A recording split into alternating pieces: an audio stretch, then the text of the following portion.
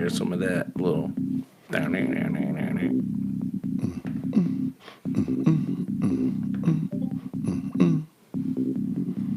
Okay, so now the notifications are going out. We're officially published. And in this corner, we've got Epicenter weighing in at go fuck yourself, everybody. We got your money. We don't care what you get afterwards. And in this corner, we've got all the disgruntled public that want blood. All they want is blood. Oh. They're in it for blood, Brother James. They are. And rightfully so. You know, I mean, if I had, say, 50,000 above capacity showing up at a spot that I'm trying to choose, then, you know, I'd be a little disgruntled as well. So, yeah, and if you've re-uploaded the... Yeah, I'm not sure where to navigate from there. Okay. Here you go. Hey-o. And you can just put the volume all the way down or mute the... You know, I mean... Okay, I'll just turn the volume off.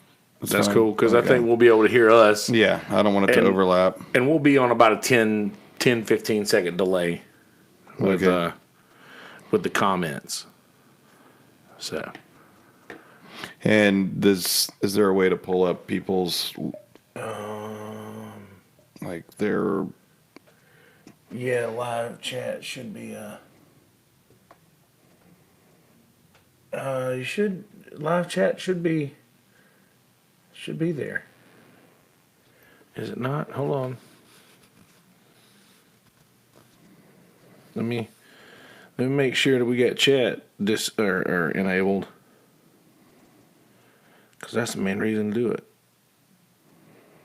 For sure. Oh yeah.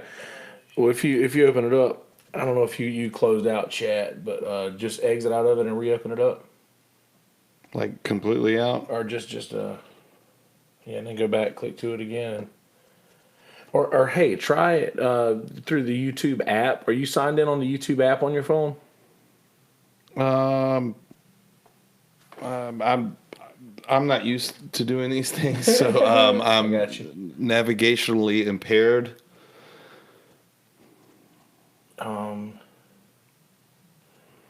Yeah, I'm trying to.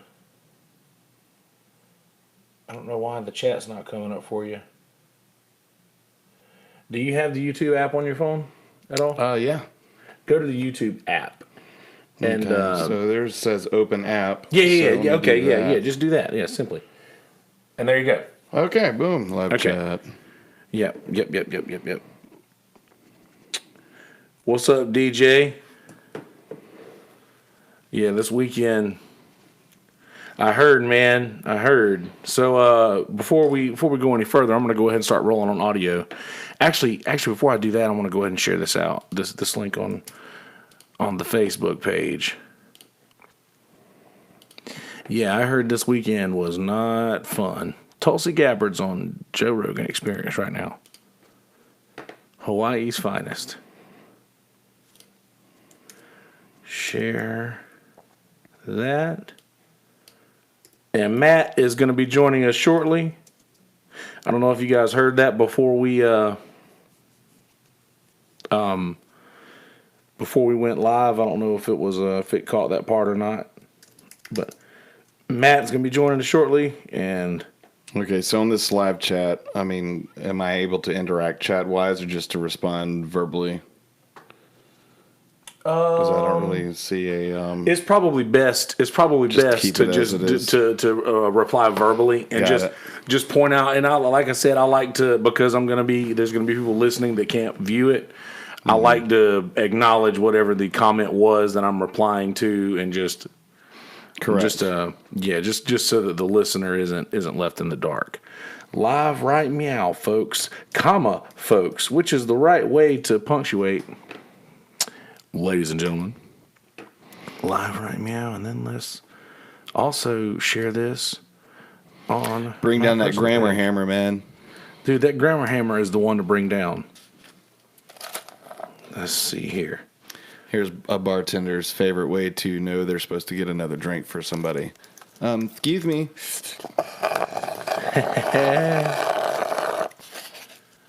Yeah, and I got a couple of those two waters there. The whistle. Whistle. Yeah, there you go. And I don't know if yeah, there you go. I was worried that rug wouldn't let the chair get back on there. My leash is long. Hey-o. Yeah, dude, best investment, probably the best Apple investment ever is the extra long cable. Oh, of course. The extra long charger cable. Better to have it not need it than need it not have it. Yeah. We're talking about I called it the Epicenter fiasco, but I thought that might be a little bit too big of a word. The Epicenter situation is what I will refer to it as over the weekend.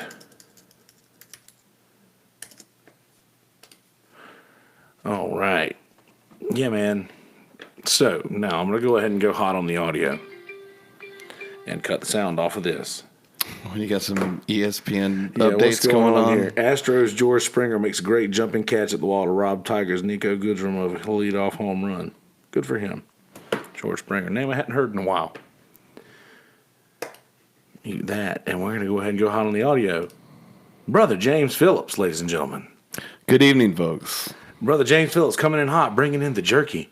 Damn right. Fucking good too, man. Like you got a little teriyaki in there, a little hot yaki it's kind a of proprietary blend. It's actually my take on one of my favorite hot sauces in the world. It's Korean. It's called gochujang. Yeah. So it's got some smoky, it's got some heat, it's got some sweet. I like that heat on the back end, man. That's good. Yeah. It's good shit. So basically what I did is I took some sriracha, roasted some purple garlic, mixed in some green peppercorn, and there's a secret sauce I like to buy from World Market, giving them a plug. It's called Hui Hui. People that are familiar with Hawaii will probably have heard of this sauce. It's very similar to a teriyaki, just not as so good, man. terry and not as yaki. Yeah, that's what I was gonna say. It's like hints, subtle hints, but like only in that like the back end, like I say. Yeah, it's more of a savory sweetness than just a like teeth clicking. Yeah. It's sweet, right? You know. So anyway, yep. Yeah, and DJ James here. Obviously, I don't know if you guys have communicated online with DJ yet. About having run-ins with staff or anything, but you said you got pretty close to the situation. Yeah, so I didn't even get to the show. I bought tickets strictly for Saturday because I'm a huge Tool fan, and that was like I was saying. If there was a meet and three, Tool's the meet. Oh yeah, and then you know the other guys would just be bonus. So anyway, I was trying to leave with 3 friends of mine here at noon. Didn't have a babysitter to watch my son till my wife got off work, so I, of course, just locked him up in the back porch and then went on. But no, seriously, I hung out with him till my wife Helen got home from work, and then I just started to hightail it towards the venue. On the way, I was just got outside of Conway and I knew like I need to get that foundation going before I for sure go to the show because I like to have fun.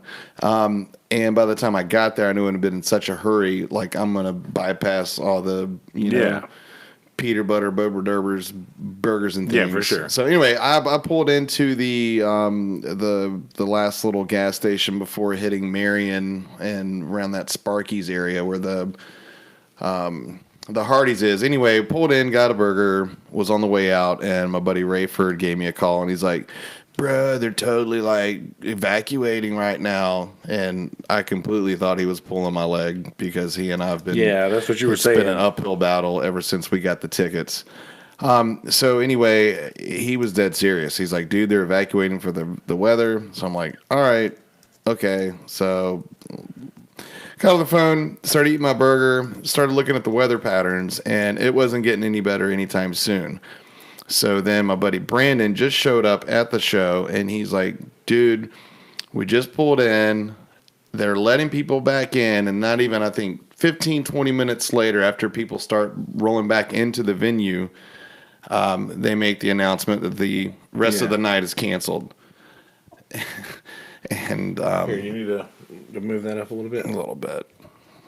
You gotta move it where you need it. Yeah, it's good. Well, you might need to go a little higher than you want it to be because it'll drop a little bit. That's good. I don't know what to do with my hands. Okay, so basically, I just decided there's no way this is going to work. I just turned around and started heading home, and needless to say, extremely disappointed. But rightfully so. Yeah, but the thing is, it's like that's all I knew what was going on. Yeah. Once my disappointment started hitting, I wanted to know more about it because I was already hearing things the night before about when Friday opened up.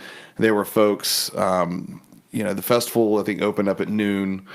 There were people that missed half the show on Friday because they were stuck in these traffic lines following the car in front of them, obviously. Nobody really showing, as far as like traffic organizers, showing anybody really where they needed to go. So people were just blindly trying to figure out how to get there. There were people that were stuck in their cars for anywhere from 3.5 hours to, I heard, over 5 hours missing most of the show. And that's what happened to Jamie's girlfriend, wife. Yeah, you were mentioning that earlier. Yeah. It sucks. They were still stuck inside the racetrack till like midnight or later. Yeah, well, that's further on where I'm getting to with that is, people got in there and then they were fed up with it. And there were people that were there strictly to see Korn, which was the headlining act, supposed to go on around 10 p.m., I believe. And there was people that already dealt with what they dealt with getting there. Yeah. So they're like, you know what? Let's just get out of here. We'll beat the traffic out. So they got to their car. Beat that traffic out, ladies and gentlemen. Yeah, beat the traffic out. Missed Korn, the one show they want to see, and then they're still in the parking lot or still around the venue trying to leave. Freaks on very short leashes. 3 a.m. 3 a.m. Freak on a very short leash. Oh, man, I could not. If I was one of the few guys that were guiding traffic, I would. Oh, yeah. I couldn't imagine the things that were being said at being that guy. And, absolutely. She was very heated, Eve. Me and Eve that's in the chat here, we're in Jamie's chat when she called, and he put her on speakerphone in his live chat, and she was just describing like there was, they let too many people in, like now there's too many cars, the weather's too bad for traffic to move, and there was like they funneled everybody in and there was only one way out basically, right? Yeah. And like that's bad planning. I went to the last race that was raced at Rockingham Speedway. Who won? Dale Jarrett. What? Dale Jarrett. Well, no, was it Dale Jarrett? No, it wasn't. It was a UPS car. What was his name? You're asking the wrong guy. Oh, God. UPS I'm not a NASCAR car. almanac by any sense of the It wasn't Dale Jarrett. Oh, Jesus. What was his name? It'll come. At any route. So there's, there was already an increasing, growing number of people of frustration. And, let me go and just say this out to, like, anybody that's ever been to a festival, it takes a little longer to get in. We know. Oh, yeah. There's always something, but then there's a point to where it's just absolutely absurd. And I think this is where this festival entered into the land of, it's not just people upset that they woke up late or showed up late and whatever, in the wrong place at the wrong time by their own, unguided misfortunes or whatever they want to call it. But it was just kind of the start of how everything unfolded. Going into Saturday, that's when the weather started becoming a huge factor. The same thing happened. People, were stuck in traffic. However, there were a lot of people saying, oh, well, there's this one side road you can take. It was a little more organized. But then the weather hit, And I mean, obviously, you can't control that as in a group organization or whatever. You can't control the weather, but when they evacuated it, and then once everybody got out, then there were people that rented lockers inside the grounds to keep their personal belongings. And I heard tales and testimonies. I read testimonies. Some people that had their wallet, their car keys, their, whatever they spent money on, merchandise, whatever, that got evacuated out and then were not allowed to go back in. Oh, wow, to get their shit. So, yeah, go out to your car, but you don't have your car keys. So that's absolutely right, Eve. Just a waste of time, money, and gas. Everybody getting stoked for the show. I'm sure that was awful. Brian Jordan wants to know what kind of bands they were. Brian, you know what kind of bands they were. It was you got a lineup here. Yeah, I actually do. Yeah, beyond unorganized and chaotic, 100%. Eve, absolutely. So, I know for sure that the main lineup was like Korn, Judas Priest, Tool. Well, they were, I believe, 3 stages completely. Yeah. Anyway, go ahead, and I'm going to look up the lineup real quick just to have that available. Yeah, I don't know. I heard so much crazy shit about that nightmare of it being only one way out. Like so many cars and not enough fucking room for. Yeah. So Friday, May 10th. Korn was the headliner. Also, Rob Zombie, Evanescence, Machine Gun Kelly. Y'all, is he still alive after that crap went down with him and Eminem? Dude, not only is he alive, still have a pulse? But he played. That was brutal. He played Tommy Lee in the Netflix movie. That was him. Yeah, I realized that too after I saw that. And he did a decent job, man. I have to give him credit for that. Yeah. He was an idiot for trying to stab an Eminem for sure, but yeah, I mean the playing the Tommy Lee thing wasn't that bad. But hey, Machine Gun Kelly, Crystal Method, Meshuggah, Skillet, Beartooth, bunch of others. Saturday, man. Hate to miss that one. Says those Christian metal bands really bring it. I mean, if nothing gets your inner angst out, they may have backslid by now. You know how those Christian bands are. Yeah, they did a couple sins that night. But anyway, quick note: Saturday, Tool. Miss you guys, love you. Anyway, Tool, Judas Priest, The Cult. Those are the 3 I wanted to see. Bush, Black Label Society. Zakk Wylde and his crazy 20-minute long, crazy pentatonic solos. Drinking, drugs, sex, beer. Anyway, a bunch of other guys then. Sunday, I heard a lot of positive things of the people that actually stuck it out, and I'm happy that the people that did stick it out. Kelly said there were 4 stages. 4 stages, okay. And but Sunday I heard, Foo Fighters. Anybody who's ever seen Dave Grohl, he is the epitome of a rock star, regardless if you like their genre or not. He once broke his leg during a performance, and instead of ending it, he had them bring out this chair, and he continued without a hitch. And that to me was that's personified the modern day rock star should be. And Bring Me the Horizon, 311 played live, Mastodon, Killswitch Engage, Architects, Interrupters, Tom Morello. I would have loved to have seen that. Oh, that would have been good. Absolutely. And then a bunch of other bands.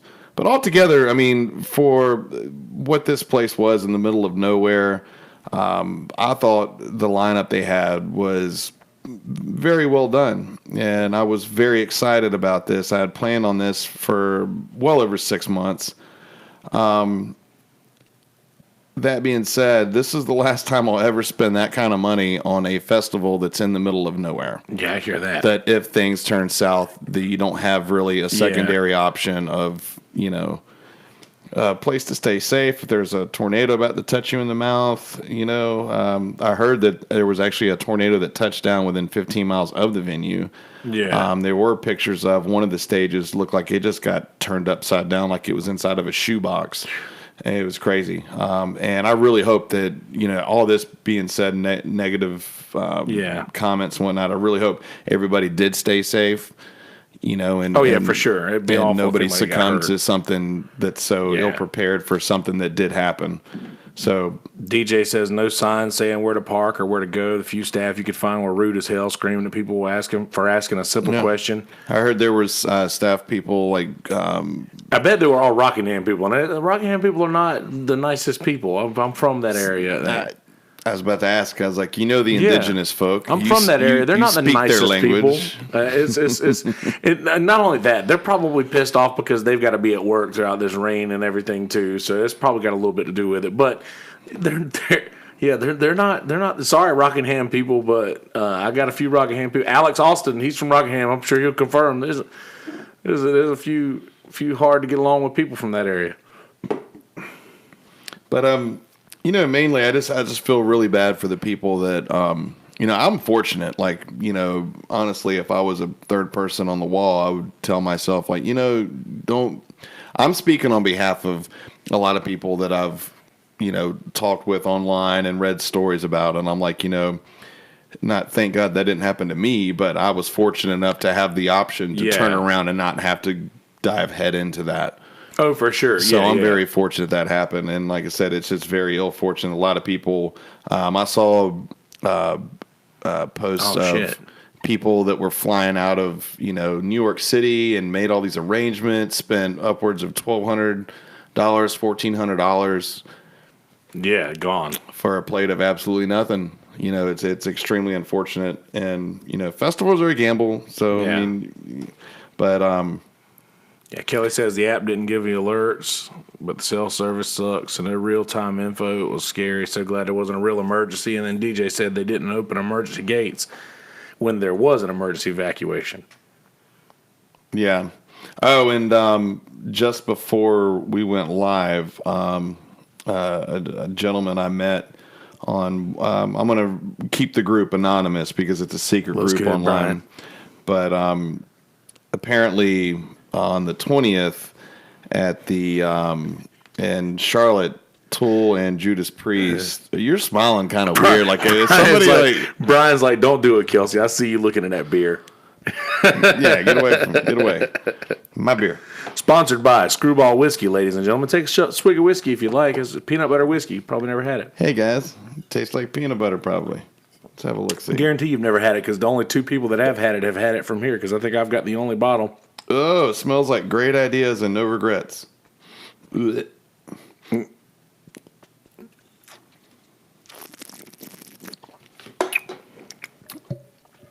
That is fucking terrible. Is it seriously? I'll take some more just to make sure because I like to be thorough. I like more than one opinion. But anyway, back to what I was saying. It's so delicious it'll get you hammered and you won't. It's not confirmed yet, but I heard that on the 20th, Judas Priest and Tool are going to do a makeup date in Charlotte. So I think that's next Monday.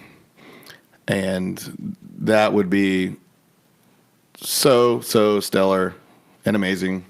And I hope all my disgruntled friends can meet me there and we'll all lock hands and throw daisies in the air. Yeah.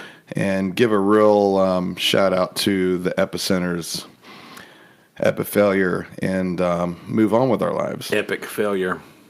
Yeah. It's not just that. There's so many little, I don't want to sound disorganized with this topic, but one of the several pictures I was seeing on there, one was people that spent the extra money for the VIP options. There was the same, vendors selling bottled water in the general admission. It was like $4.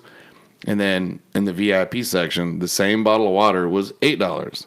There was, I guess, little personal pizzas or a slice of pizza or however, $8 in GA, $15 in VIP. I mean, what are you price gonna gouge do? much? Yeah, right.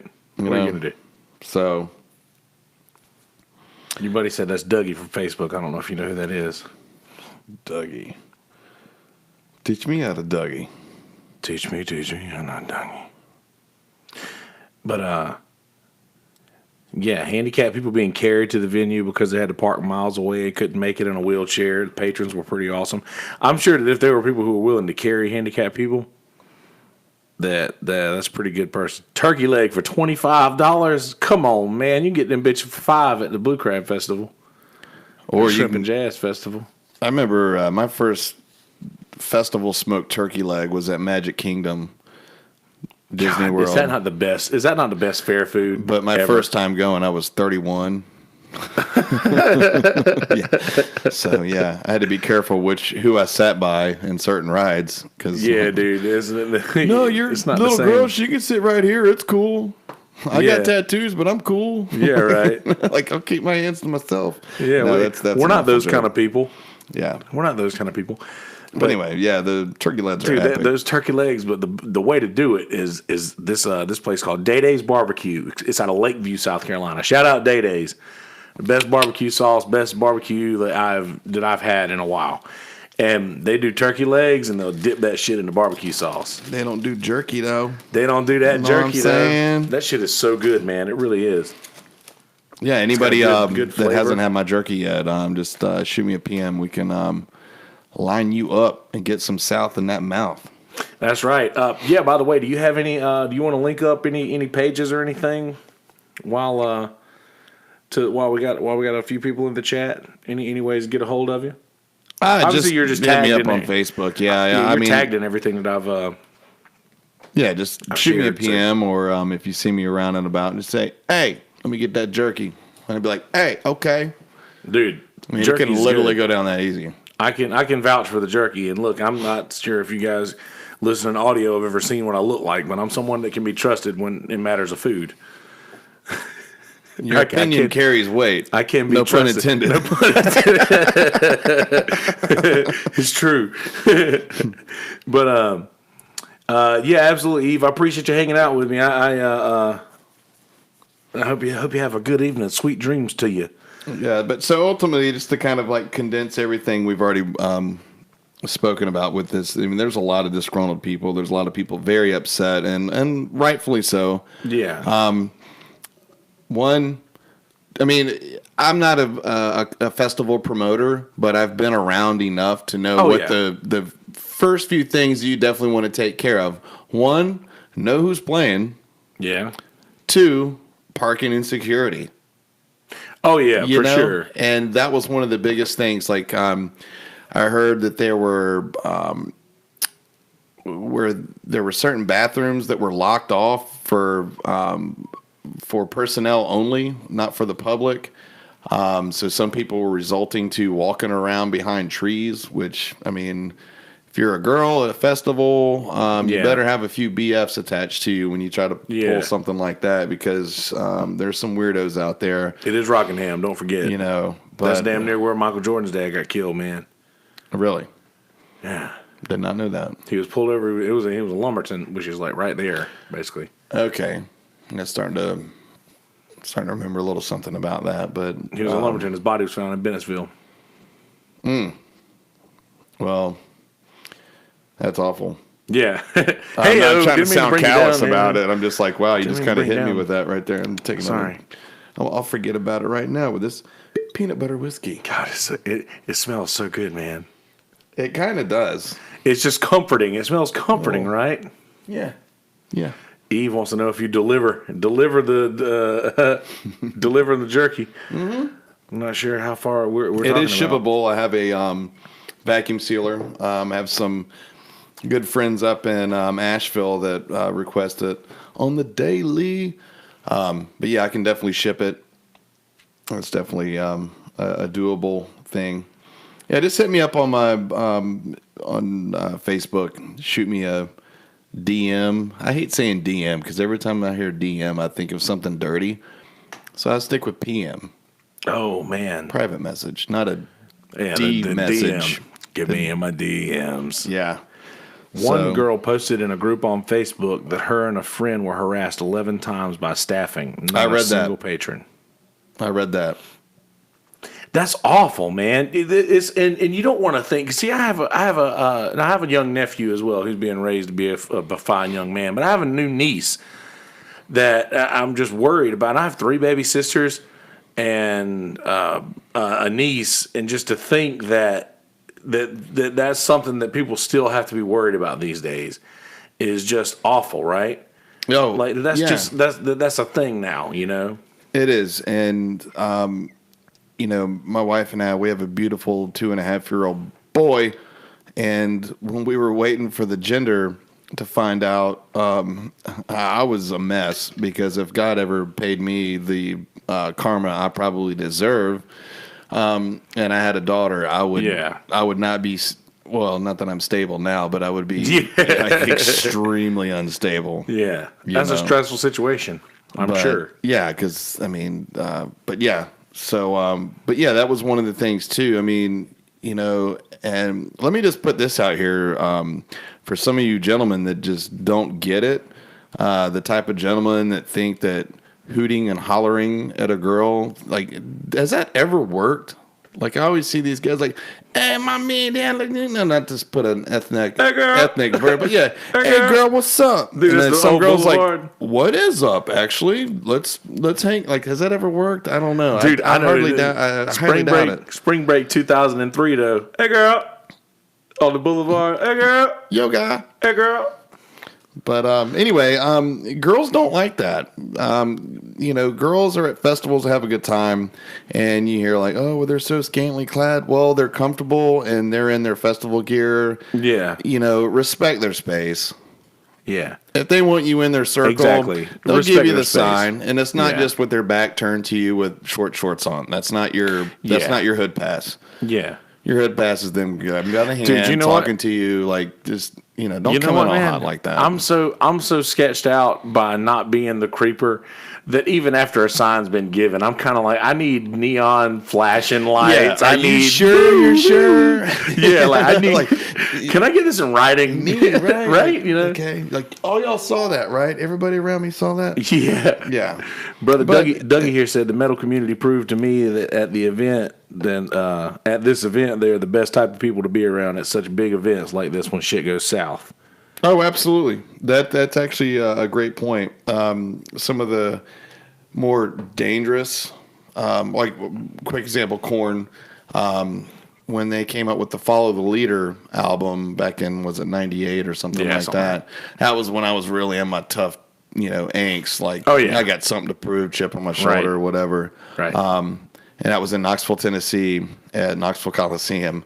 And what's that song? The Are You Ready song? Oh, are you ready? But right when the little hi-hat or the everybody started separating. And I'm like, okay, what's going on here? And then as I saw them go back, I'm in the middle. Like, I'm that idiot that's in the middle of, where's everybody going? Yeah, where do I go? It's cool. I'm all right. I don't stink. Anyway, so once I realized, I start like, oh, crap. I was stuck in the middle of that. Got trampled, dislocated my shoulder, broke my nose in 2 spots. I think I sprained my ankle, shirt, hat ripped off. Almost got a tooth knocked out. I mean, I was a hot mess. I mean, I really was. I got destroyed. Were they battle moshing or like trying to do the... Well, they separated 2 walls and then they just boom. But I will say this. Every time I hit the floor, some random nice hardcore motherfucker would pick me right up. You good, man? I'm like, ding. And they just kept on, and then I didn't know this is how you play the game. What are the rules? But yeah, like when people would hit the floor and would, pretty much seem defenseless and helpless, there would definitely be a quick little order of folks. All right, let's get this guy up, and if he's that bad, get to push him to the outside. Yeah, right. Yeah, I got pushed to the outside. I'm thankfully never been part of anything like that, but I was at a Warped Tour one year in Charlotte, and NoFX was playing, and the crowd did this giant donut, the circle. Yeah. And I mean, like, I'm standing right there at it. Crazy go round or whatever you want to call it. Yeah. I was standing right there at it, and it's just so hilarious watching these people just sprint around in a circle. And I'm like, I am not getting involved in that shit. Half of them look like they're being attacked by a hive of wasps. Just, what am I doing? But yeah. Yeah, so yes, the metal community does know how to take care of their own, and on the other end as well, because I've seen. Oh, if somebody needs to be taken care of, that's never a problem. Like a girl's crowd surfing and somebody's thumb gets a little weird. Yeah, and there's they what do they call it, street justice? Oh yeah, for sure. Yeah, it definitely takes care of itself for sure. Yeah, but no thumbs. No thumbs. No thumbs in the stage dive. And either way, no matter male or female, that's never fun. Nobody asked for the thumb. Nobody asked for it. Can I get is that all you got? Nobody asked for it. And if she does, marry her. And get consent. Let her consent. Don't get set up. Ask her father for permission. That is a terrible idea. That is a terrible idea. Get the blessing of the family. Yeah. Ask Gam Gam if it's okay. Hey Gam Gam, back in did y'all ever Oh goodness. This is where we end up going in this. I know we go off on these little weird ass tangents, but that's fine. But yeah, but getting back to this whole epic failure of everybody being funneled into one place, and this just goes to show the sort of ingenuity that goes around the sorts of things that will be booked in a place like Rockingham, the lack North thereof. Carolina. Just, I'm not trying to, and I'm sorry for the good people of Rockingham. I know there's a lot of good people in Rockingham, and forgive me, but we can't deny that a lot of things in the Rockingham area have epically been poorly planned, like. For instance, they don't really have the resources. Well, the racetrack had to shut down just because it was so difficult to get in and out of. And you think you're going to bring people back like NASCAR? Granted, in the South is a big deal. Yeah, that's a sit-down event. You mentioned earlier that they sold 50,000. Tickets. I don't have capacity. that in complete writing, but from a few sources, that basically. Nobody was paying the full price, so they started flooding all these deals. Like there was like dollar tickets, there was like $20 single day passes, and I'm sure obviously nobody was keeping number, but from guesstimations, there was probably about 50,000 too many tickets sold. Which I mean, imagine that the 50,000 too many people is 5,000 too many people is too much. I get high anxiety if I'm at Walmart or I'm at Kroger and there's 4 people in line in front of me. I'm like, oh, I'll do another lap. What am I going to do? Do you do another lap? I'll go back to the snack section. Like I had to have forgotten something. Me too. Always do another lap and then just come back whenever it is. I'll just continue to walk until I can walk straight up and check. Yeah. But I mean, all in all, and like I said, going back, because I really kind of want to, and anybody that wants to voice up in this thread, of what's going on, of your stories and whatnot, I want your voice to be heard, because, like I said, there's people that, took off work, planned this months in advance, spent all this money, and with no chance of any kind of refund or whatever. I mean, I just, it's terrible. It's just terrible. Gone. And I understand anybody that's, quite pissed off about it. I mean, I am, and I didn't even get there, and I'm upset about it enough. But I can only imagine, some of those, like my buddy Brandon drove all the way from where he came from just to get there, just to be told, bye, Okay, we got confirmation from Dougie here. 90,000 for corn on Friday that could actually get inside. Wow. Can you? Yeah, I saw a picture. There was like a drone footage of when corn was finishing up, and I didn't see any grass in the picture, meaning there was no extra space of, Dougie, where are you from? Are you from Rockingham area? or did you travel in from out of town? Yeah, just I think Dougie's one of the guys I was speaking with in that the group. Yeah. I'm remaining anonymous. Yes. Yeah, I think that's what he was saying earlier in the chat. He was that's who he was. I think he commented on the link on Facebook. But yeah, so we've got the piss poor traffic and parking. I mean, when you first arrive to a place, you want to feel safe. You want to feel like, okay, I'm okay leaving my car here. Just when things start off that bad, I mean, it's not a good feeling. Yeah, exactly. There's that many question marks in the beginning. Like it's like going into a restaurant. You walk into the restaurant and you walk in and there's like, it doesn't feel right already. It's your first experience is usually telling. Yeah. Yeah.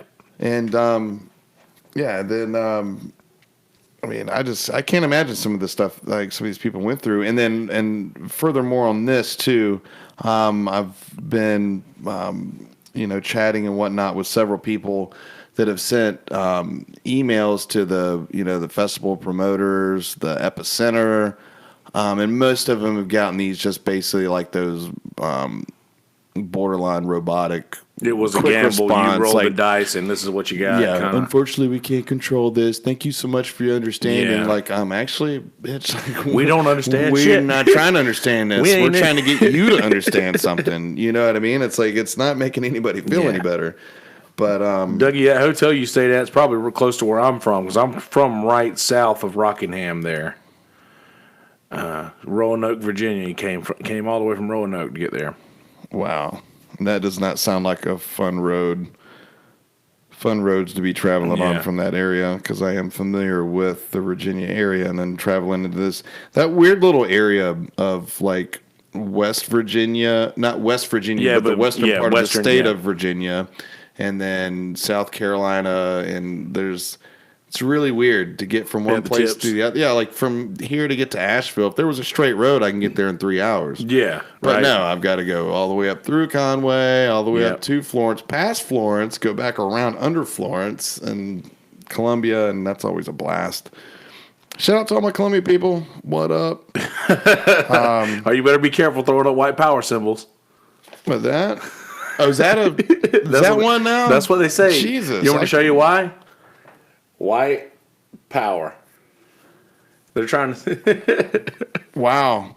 Well, I might get shot on my way home now. Hey man, you want these Epicenter passes? I will never.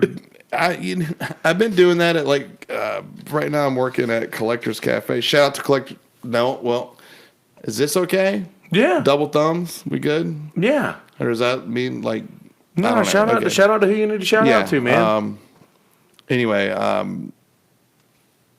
see, now I'm all worried about what I'm going to say. No, man, shout out to who you need to shout out to. You're good. There's no rules here. No, but I can't keep up with all this stuff, like what you can and can't gesture and stuff like that. It's a little much. Everybody's offended. But let's not get lost into what the main topic is. Everybody is offended, but who gives a shit? But I tell you what, though, if it is true that Tool and Judas Priest can play on the 20th in Charlotte, oh man, I'm salivating at the thought. Definitely. Went 220 with no traffic all the way up. That doesn't seem too bad. Yeah. That doesn't seem too bad there, Dougie. Yeah, like I said, I don't think 100% of the people, had that bad of a time, but I think a significant amount to where it needs to be addressed. And also going back to the fact of people that were emailing and reaching out to these representatives and just getting these extremely vague, cheesy responses of, sorry, no refunds, boo. That's what Dougie was saying earlier, is that the staff at the place was just so unsupportive. Like, I think everybody involved was just so unsupportive. You wonder if they were being paid poorly or... Well, I think, it's like I think Matt's probably here. Okay. Cool. But, I think too. It's like they didn't sign up to work to hear everybody's complaints, and when obviously 90,000 people, in one instance confirmed there, in about a span of 15 minutes, I'm sure you're hit with mobs of people. Oh, for sure. Wanting, make sure it was unlocked. Yeah. Yeah, for sure. Come in. Was it? Did you hear a knock? All I can hear is my sexy voice and yours. Hey, you might need to shoot him a text and just tell him to come on in whenever he gets here, since we'll be on headphones. That way, whenever we hear that, we'll be like, "Fuck, we're getting swatted again." Hey, I'll spray him down with that peanut butter juice. Yeah, peanut butter juice. I'll show you.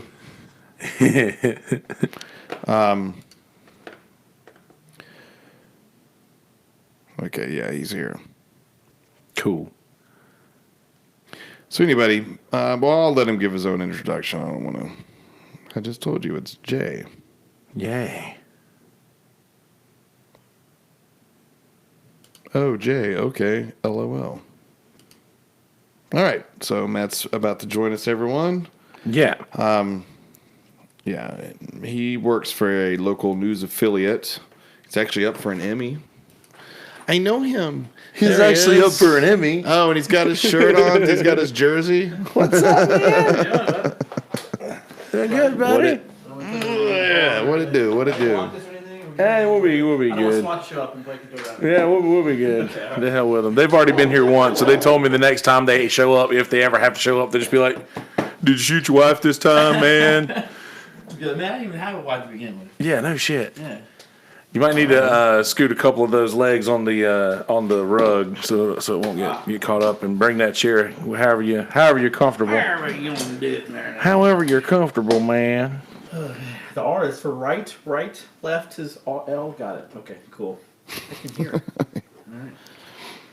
Cool. And there you go. That should be you. Yeah, I can hear myself. Is that usually a good sign? That's usually a pretty good sign, I think. Yeah. All right. Yeah. So, Brother Matt Parris, ladies and gentlemen. All right. Help yourself to some Screwball peanut butter whiskey. If I was listening on the way here because I'm a nerd like that and wanted to make sure I wasn't missing anything. And, good, cool. Yeah, I was interested in this Screwball peanut butter whiskey. Can you hear me okay? Am I good? Do I need to? Oh yeah, you're good, man. All right, you're fine. All yeah. Right. You just glare at me in audio technician, and I will. No, you're good, man. You work with mics. Yeah, that's why I just want to make sure. I'm paranoid that way. But yeah. No, you're good, man. So, wow, that actually tastes like peanut butter. I don't know if I can never tell with this guy if it's actually what it says. Serious. Yeah, it only tastes like peanut butter. No, it's good. It tastes like hope. Yeah, it tastes like happy. So, well, sorry I'm late, guys, but I'm. What's up, Pyramid? What up, D? Nah, man, it's good to have you. So, up for an Emmy. Yeah, that's pretty cool, right? That's sexy. Yeah. Hey, well, I take it where I get it. Don't get too close. Don't touch. Might burn you. No, it's I don't know, one of those things that you I don't know. I guess you work for because you have to think. And the thing with any award is you have to sign up to be considered for the award. Oh yeah, for sure. So I didn't sign myself up, obviously, but the station put up our particular the one show or whatever. Bleeding. Yeah. It might be. I'll tell you what. If you want to to hook up to the Wi-Fi, so that. Oh yeah, that's probably me. You guys have Wi-Fi? Okay, cool. Yo, Pyramid 7. What's going on? It's that internet thing. We're just in a slight transition at the moment. The password, the secret and password. all lowercase. I write in uppercase, but all of those are lowercase. I also write in uppercase as well. Because I have that serial killer handwriting that nobody can understand unless I do that. Are you right or left-handed? I'm supposed to be left-handed, but I write with my right hand. What do you mean you're supposed to be left-handed? When I was a kid, I tried to do everything with my left hand, and my granddad kept putting everything in my right hand. When he was purchased. when I was little, I also did that. I actually turned out to be left-handed, though, because... Really? Yeah, well, I went to Catholic school when I was in kindergarten. Oh, that explains a lot. This is like early 90s, but I mean, the nuns did not like that I was using my left hand. I know that's a thing, I guess, in old school days, but apparently they said it's it was still bad a luck. thing. Like left-handed people Nuns wouldn't be able to do certain work. Yeah. Because everything was made for right-handed people, and you would be. It was supposedly that they think you would get less work. Yeah. Because of it being a right-handed man's world. Right. Well, between that and the fact that I was just didn't know what I wanted to do, like I would run up to a soccer ball and try and kick it with my right foot, and then decide to kick it with my left foot and miss it completely, and things like that. So my parents were freaking out, thinking I was just dumb or something. And I actually went to like physical therapy when I was like 6 because they were trying to figure out what the heck was wrong with me. And like, no, he's just left-handed. P7 in the house. What's up, Liz? We got all of our YouTube family in here now. All right. I love some YouTube fam. YouTube fam in the house.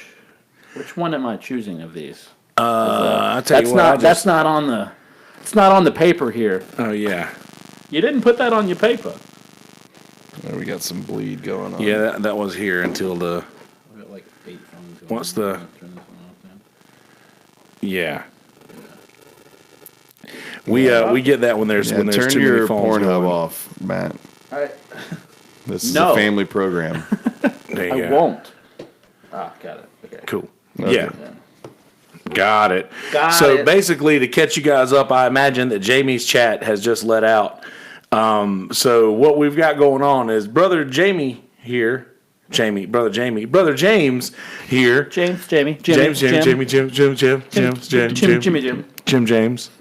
Captain Awesome, whatever. Feeling good in the offer. But and by the way, D, I noticed you talking about the setup. This is the setup that I use when I have multiple guests. Usually, if it's just me, I'm using like just my front facing camera here on the computer. But yeah, it's definitely a much better setup when there are people. I'm digging it in the house. Up in the house. By the way, I cleaned up the house just enough for the camera view. Oh, this is clean? That's the way it's supposed to be. Yeah. For the camera view. I'm teasing. Looks immaculate. They can't see that giant garbage pile over there. But yeah, they can't see the pile of garbage over there and all those all the bodies. Yeah, the bodies. Oh, man. But speaking of bodies, there were just a shitload of bodies at the show that you were destined to be at, or not destined to be at, as it would seem. Apparently not. Apparently, Apparently, the festival gods shunned me that day. And I think actually instead of shunning me, they were more protecting me because I did not enter the beehive. That was a complete disaster and very unfortunate for a lot of the people that took insane monetary and timely measures to be a part of this festival that was so hyped. How close did you get? Like, how far were you? I know you've told me this story, but how far along? Because you turned around at one point, right? You just decided it wasn't worth it? stopped. Yeah, I stopped. I was going up 501. I've traveled that road. I've seen your sign. 1 for 3, 2 for 5. Yes. Like, okay, guy. Put your pants on. Anyway, so no, that right before I think you get to Sparky's, there's that last gas station on the left, like I think 22 overpass kind of meets there or something, and the Hardee's is right there. Yeah. And I knew once I got to the festival, like, there's no way I'm going to go in search of food. I'm going to go in search of adult liquids. Right. Actually, let me rephrase that. Dude, I'm just digging a nasty little hole. Beer. It's like I was going to look quadruple, quintuple entendres happening. Yeah. So anyway, so I was like, I'm going to stop here anyway. Take a little break. So when I got a burger, Rayford called me. He's like, now, did they get in there? They were already there. Yeah. Okay. He said they just finished watching By the way, Black Label flavored Society waters here too. If you want anything flavored water. Wow, this is fancy. Strawberry and peach. Dude, yeah. The peach is the tits. And we've got some Naturally M&Ms over here, only the brown ones. And some Those are jerky. the ones that are left. Oh, I got some jerky. I heard about the jerky. I didn't even It's try great. the jerky. But anyway, so yeah, I pulled in there and Rayford called me. Would you like us? Yeah, hit me with the jerky. You can still tell your story. I just want some jerky. Rayford called me and he was like, "Bro, you're not gonna believe this. Like they're evacuating right now." And so, at first, I thought he was totally joking, pulling my chain, and he wasn't kidding at all. And so they all went to their car, and he's like, "Just come up here anyway." And I was thinking about it, so I'm like, let me eat the rest of this burger. And then right when I was about to pull out, my buddy Brandon called, and they just got there, and he's all stoked. And they were like, "Yeah, they're letting people back in." So I'm like, "All right, cool." So I start to pull out of the parking lot, and then he calls me right back, and he's like, "They just canceled for the rest of the night." Oh man. Well, there was a tornado warning, right? I mean, Well, there was a tornado, from what I heard from several accounts, that touched down within 15 miles of the venue. So the weather's understandable. That's something you can't control, and all that. Act of God is usually something that, For that freaking guy. For that chance Right? of something like that to happen this time of year, you need to have a plan B. Yeah. And not only did they not have a plan B, plan A was... on thin ice. Was not a very good plan A. So, I mean, dealing with that many people, I think it was just very irresponsible, very negligent. I haven't heard any confirmations of anybody getting severely hurt or anything, and God willing, the God's willing, everybody stayed safe despite.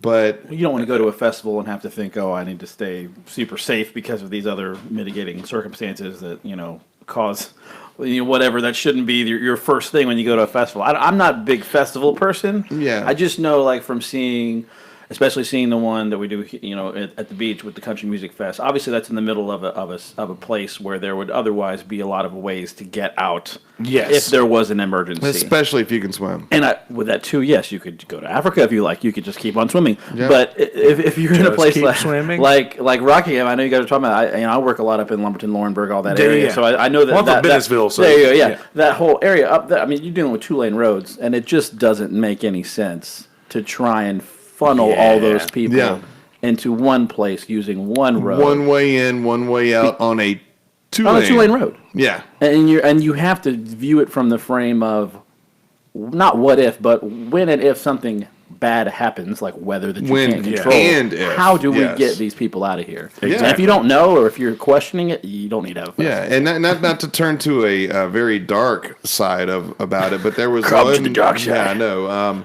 But somebody was like, what if something crazy happened, like That's the fire view started, you have to or take when you're planning. God forbid, even saying or thinking about the thought, a shooter, an active shooter coming in there, like The mother of dragons. What if she just Dracarys everything? The whole place goes up wildfire. You don't know. Spoiler alert. Did you watch it last night? I am honestly not up on it. I've seen the first 3 seasons of it, so I'm still man. working through it. But I've heard, yes. I know Or somebody that has never seen Game of Thrones like me just walks up and starts battle dancing everybody to death. Like, you ain't Same prepared for thing, that. except they catch on fire. I could is bust the on way I was you two going. right now.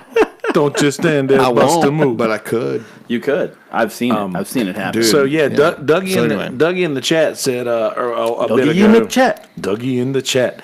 Thoughts on what you think would be the best thing for Danny Wimmer Productions to do for the fans of Saturday? On Saturday, I mean, a refund. I mean, A simple refund. a refund or some kind of credit towards, I mean, I hate to say it, a future makeup show? festival, which I would, but some sort of credit of something.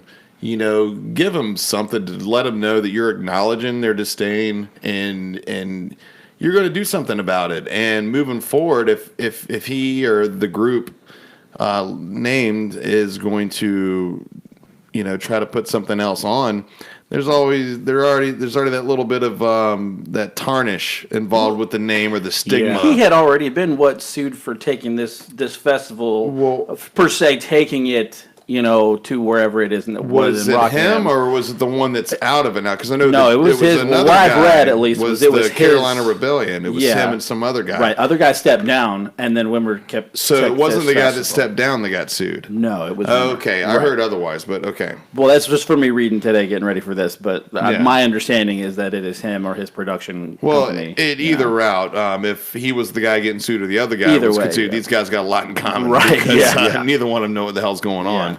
Now, is there going to be a Netflix documentary about this, you think? Where it's sad that that's the first thing I thought of, though, when I was reading Fire about Festival? this stuff. Yeah, because this is episode 1, I thought. I mean, have you guys seen that documentary? Have you both seen it? Oh, yeah. I've seen the Netflix one. I haven't seen the Hulu one. I saw the Netflix one, too. Yeah. And it is just, I mean, other than this guy being just obviously a fraud and a con artist. But that's weird.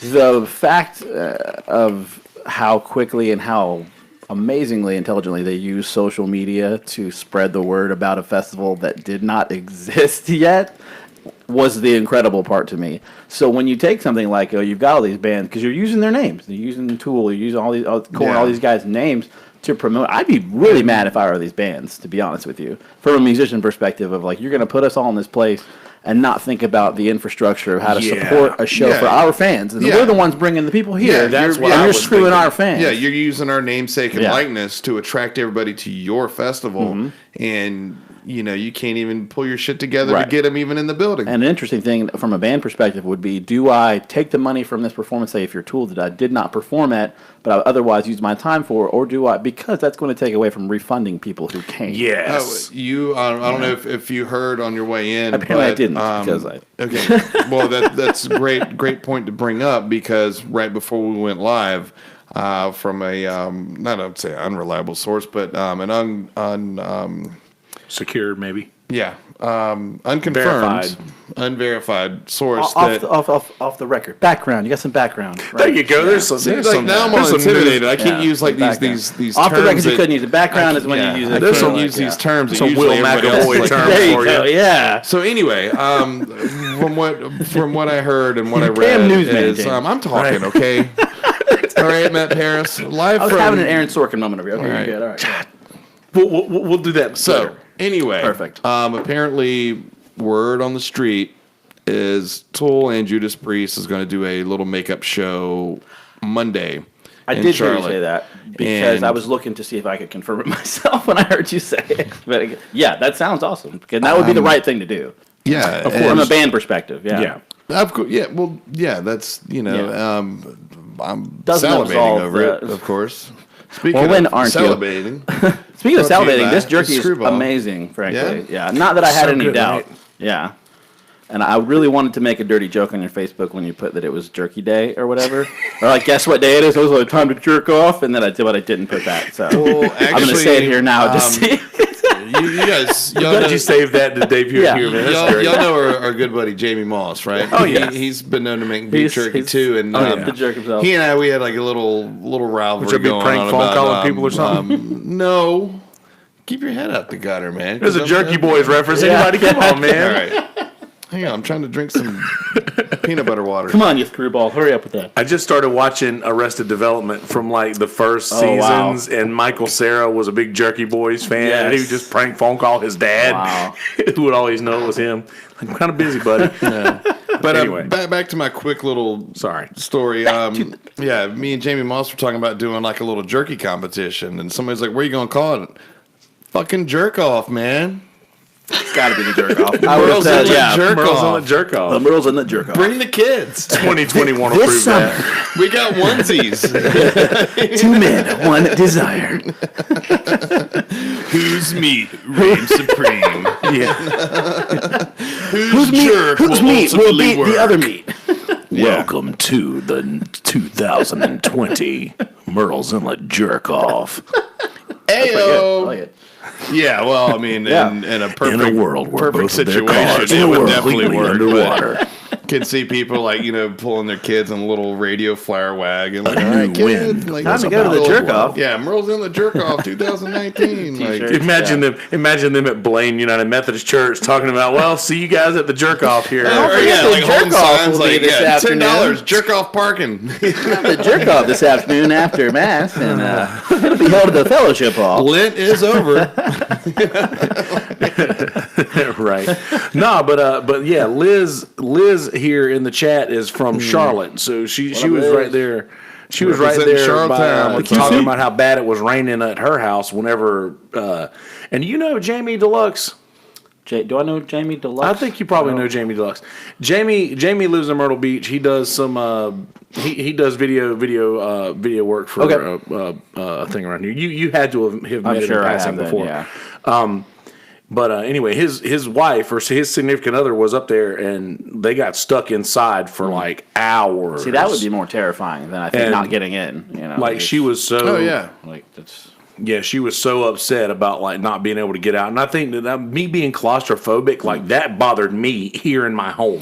Right. Thinking about the possibility of not being able to get out or move or anything. Right. Well, it's like real quick little side thing. Like, by the way, do you want a link so you can watch the chat, or do you have it there? I don't know if I don't think I have it. Yeah, but that'd be cool if I could watch it. Yeah, I got you. I'll send that over. But yeah, what were you saying? But anyway, a few months ago when the hurricane hit and the floods and all that, we had a hurricane? I remember what year is it? My job is to throw James off, but we were default position. But go ahead. We were planning on leaving for. I was like, let's just because we had David Byrne tickets, and he knows. Yeah, right. Yeah. It stops. So we were like, my wife's family was like, why are you leaving? And I'm like, okay, well, first of all, if an island's going to get flooded, I would rather be off the island than stuck on the island. It's an island, folks. If you didn't know what I mean? It's an island. Yeah. But people don't realize in generalization, I would rather be off the island and not be able to go home with all this other stuff than to be stuck on an island with limited resources and then, God forbid, power go out or, your water starts coming out little, smelly. But factoring into what was going on with the Epicenter, it's like once you're stuck in there, you're stuck. Right. If you got no way out, what are you going to do? Like I was saying, there was people that rented lockers to put their belongings and their car keys, and then they're being told by cops, you got to leave. Like, I got to... Sorry. Am I listening to myself? No, I don't sound like that. Yeah. You have entered the Matrix. Oh Lord! But no, Dougie was saying they wouldn't even open the emergency exits, the handicap exits or whatever. They wouldn't open that. That doesn't even make any sense. But I mean, imagine if you paid, you paid all this money to fly in, and you paid for your VIP passes, and you got your little locker because you're like, you know what, I'm gonna do this right, man. I'm not gonna be walking around with a shirt all night and walking around with a poster and this and that. Get a locker. I can put all my stuff in there. I don't have to worry about getting pickpocketed. What happened to the time to time it around your waist, man? It's the good old fanny pack, man. The fanny pack, yeah. Yeah, man. I'm not a fan. The fanny pack's coming back in a big way. Fanny pack never nobody left, ever, folks. Yeah, all fanny right. pack never. I guess it didn't in certain circles. Let me tell you, the fanny pack used to be ironic, and then when I started lifeguarding when I was like 16 or 17, they give you a fanny pack as part of the training, and everyone that was the lifeguard thing is you had your fanny pack with your I've got some Band-Aids, I got my rescue mask, and it wasn't cool at all. It wasn't cool. Give me a spore and spray. Right. I got my white nose. It wasn't cool, stuff. but it was cool, because it wasn't cool. It was never cool. Not that it wasn't cool at all. Not that white nose stuff. Yeah. It was get your head out of the gutter. Wait, what? So anyway, sunscreen, damn it. Anyway, but yeah, I mean, just imagine you spend all that money, to do things the right way, and then you're getting pushed out, and yo, dog, I need my keys to get into my car, and no. Okay, so then what are you supposed to do? My friend Kelly, who I saw right before I came here, she was talking about people that she knew that happened to, and I mean, the storm was awful. Like, I mean, from what I've read and what I've heard people say, and apparently there was a group of people that went like across the way. I don't know if it was across the street or something, but there was like this little concrete wind tunnel area to be safe in, and then whoever the minimal of security guards or whatever had the audacity to go tell them they got to leave. Really? Like, I would have mobbed up on that dude. I'd have been like, no. We are many. Yeah. Yeah. Wait, what are you going to do? Yeah, what are you going to do, Todd? What are you going to do about this, Todd? That reminds me of with your chartreuse jacket. Either you guys familiar with Dispatch? Yeah. You remember Dispatch? The band, not the service, not the public service. The band. The other Dispatch was so soon. Yeah, right. Well, they threw this concert in Chicago called All Things Considered, I think it was called, or not. Was it Chicago? It was in some big city, and it was a free show. So they just promoted the shit out of it, and a free show. And so many thousands of people showed up to this show that it shut down 2 major highways that would have been the equivalent to like 501 in business here. You know, shut down been, like the whole way around anywhere. Right? Yeah. Somebody's talking about the lockers, like, and put their drugs. Yeah. Like, if I would be stuck in the rain, at least let me go get my L. Yeah. Oh, that's lawn jacket for people that don't understand the lingo. Yeah. Yeah, that's Liz. She's cool. Yeah, everybody in here is cool right now. There's Molly is a Molly Ringwald reference. Yes, exactly. I mean, because some people have like some people have their service dogs. Some people have their service pictures of Molly Ringwald that make them feel really comfortable in an awkward setting full of thousands of people you've never met in your life. When you hear somebody mumbling, I have to find Molly. Molly. Because they're talking about Molly Ringwald. Yeah. It's their service. Because where did she go? She's with the fanny packs. She never left. She never left. She never left. Full circle, ladies and gentlemen. But at this Dispatch show, they had like 12 cops on duty for the entire show. So I don't know what the security was like, or not. I say cops, 12 security guards for the Which entire aren't show. Cops. A lot of times they will contract police cops. officers. Yes. Or I would hope so. The people that are trained to handle. That way they can handle firearms and stuff too. If they have well, just to be honest, that's what a lot of why it is. So. Just know about crowd control and how to diffuse things and how to like communicate. Like I got a bogey or that's what they do, right? You know what I mean? Bogeys, yeah. Mm-hmm. Yeah, exactly. I got a birdie. I need a tee. Anybody got a tee? I got a double bogey over here. You guys have your own language. This is cute.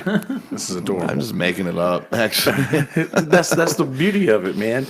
We are cute. I rarely ever meet anybody when I make a Will McAvoy reference that knows who Will McAvoy is. Do you know who Will McAvoy is? Sure. See, you're good at this. I believed you. No, Will McAvoy. Who doesn't? Will McAvoy is hands down jerky. My favorite fictional character of all time is Hannibal Lecter. Okay. Number 2 is Will McAvoy. Really? Hands down. What does Will McAvoy do for you? Dude, he's a genius. Because he's a genius. He knows he's right. Mm-hmm.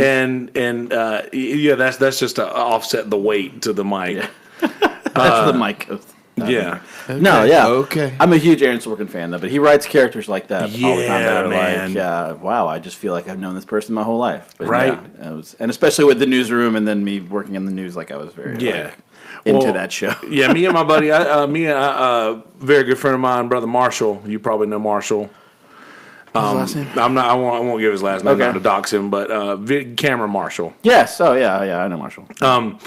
He me and him talked over newsroom a bunch when I first started watching it, man. Just you know that thing that I always share on Facebook. I say I will never not share this. Where the guy is like, "Why is America the greatest country in the world?" And it's Jeff Daniels, and he flips out and he's like, "Because America is not the greatest country in the world. Like we're like third." Yeah. We're like what? And before you find yourself wandering into sorority girl. Yeah. God, have you guys in the chat? Have you guys seen that? Oh yeah, I got a few records. Yeah, there. it's not a live thing. It was actually part of a. It's the first. It was scripted. Yeah. It was scripted, but it was so on. That's the opening scene. I've fact checked the whole thing too, and it's like it's all true. Like, that's Sorkin. That's Sorkin for you. Yeah, it's all ridiculously researched and well, I mean, quickly paced. On a slight tangent, I wish like that kind of a wake up call, reset button, alert thing I can just touch on some people's back of their neck to get them to shut up and really realize. Anyway, I'm gonna digress before I I know what you mean. Drink that whole thing in like one swig. I'll do it. I've seen me do it. I'll freaking do it, man. I'll do it. I'll say I won't. Watch that video I just put in the chat there. No, linked up great. in the chat. It's so good. So yes, good. Aaron Sorkin, Liz. Aaron Sorkin is amazing. He's my favorite screenwriter of all time. Social Network, West Wing, Studio 60, Sports Night, all great. So let me ask you gentlemen this. Oh, we've got a question. We got a question from James. James has a question. We're all pretty well versed, and are we done? Probably not, but live to screw with this guy. Yeah. No, but I mean, we're all well versed on musical situations, live situations, live music situations, festivals, indubitably. And whatnot. Festivals underutilized word. Indeed, festivals are for a certain style of people. Like you better like to be in the middle of everything, and you better like being surrounded by people you don't know, and very frequent. They smell. You better hope the guy next to you that patchouli's the only thing you smell. I mean, wait, are you talking about Panic or Tool? Easy. Before I pull out my widespread Tool Panic on you. I don't mind. But, for the most part, like most people, I'm 41 now. Damn. And my, thanks, dog. Nice moose knuckle. Thanks. Buy one, get one. I'm jealous. Is that buy one, get one, or just my lucky day? It's a whale tail, male camel toe. Yeah, all right, plum. Fresh plums from the market. So juicy. Buy one. Anyway. I was up on top of my wife, Donna. The windows were down. Thermostat turned up to a brusque 82 degrees. I was pounding down and she did not like it. And the boy walks into the room. Let the boy watch. Like my father did me and His father before him. God, this group is going everywhere. This group has been a long time coming right here, ladies and gentlemen. Everybody, I'm so sorry about the scattered stuff, but I'm not. Anyway, trying to keep everything pertinent to the main epicenter focus. I mean, we've all been that age where, like, you're in the 20s, and in my day, we would let's if we were taking a road trip, rent a conversion van. Who's actually got a credit card, or whatever. We'll make it work. But back then, I mean, that was the 90s. Like, only two of us had a beeper. Like, you were the other guy? Well, I was beeperless. Oh, man. But my code was 88 because that way, if you saw it upwards or backwards, it was the same. You knew it was Dale Jr.'s time? It's still James because it's 88. But anyway, no, but on all seriousness, like back then, like you were always taking a risk going to these festivals because, a lot of times there were in areas that, you didn't have the instant access to what if this happens? What if that happens? What if Joey goes missing again, or, what if Heather insists on staying with that grub hole or whatever. But in today's society, like everything's in the palm of your hand now. And, to me, it's just for a festival of this caliber, with this caliber of acts and this many people, and for it to seem still so unorganized when they had, I'm going to guess, at least 9 months to put this together.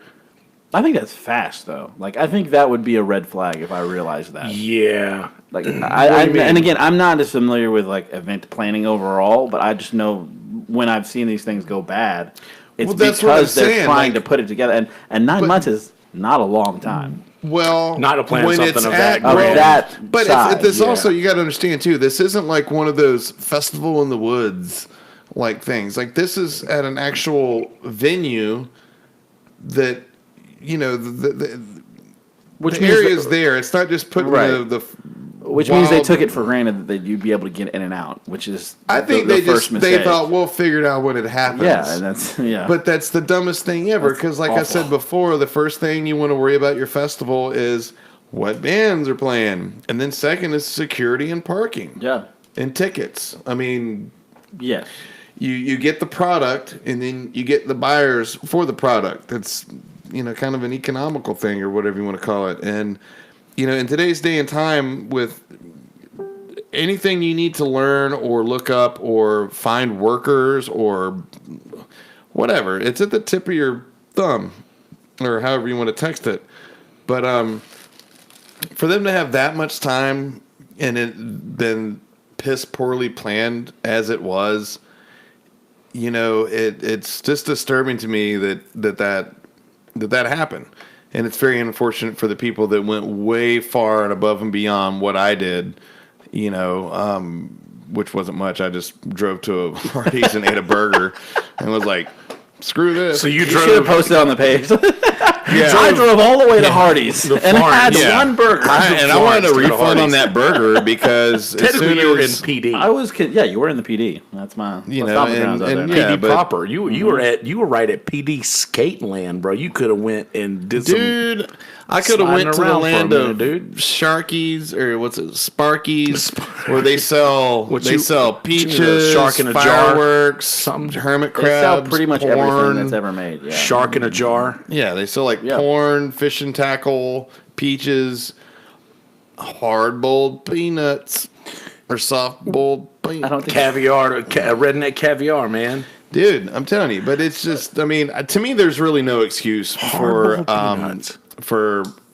a place that has these kind of headlining acts for them not to have their shit together as far as the parking and security and everything else. I think vending and stuff like that can put itself together. But first and foremost, you got to make your people feel safe. And if you're out in the elements with no cover in the beginning where, spring and summertime can bring torrential downpours, drop of a hat, you need to have something. Yeah. There was nothing. Did you have vending for people that you knew that were up there at all, or was there? No. Well, festivals.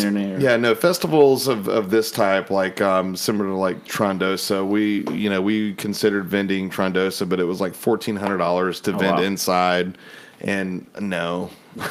No, sir. We're shakedown street type. Yeah. We like to mingle with our fellow brethren and ladies and have a good time and make a little bit of money and just kind of help everybody out and then go in the concert and have a good time. That kind of vending's a whole other level. That's when you've got brand names, you've got your Budweisers, you've got your stuff like that. Yeah.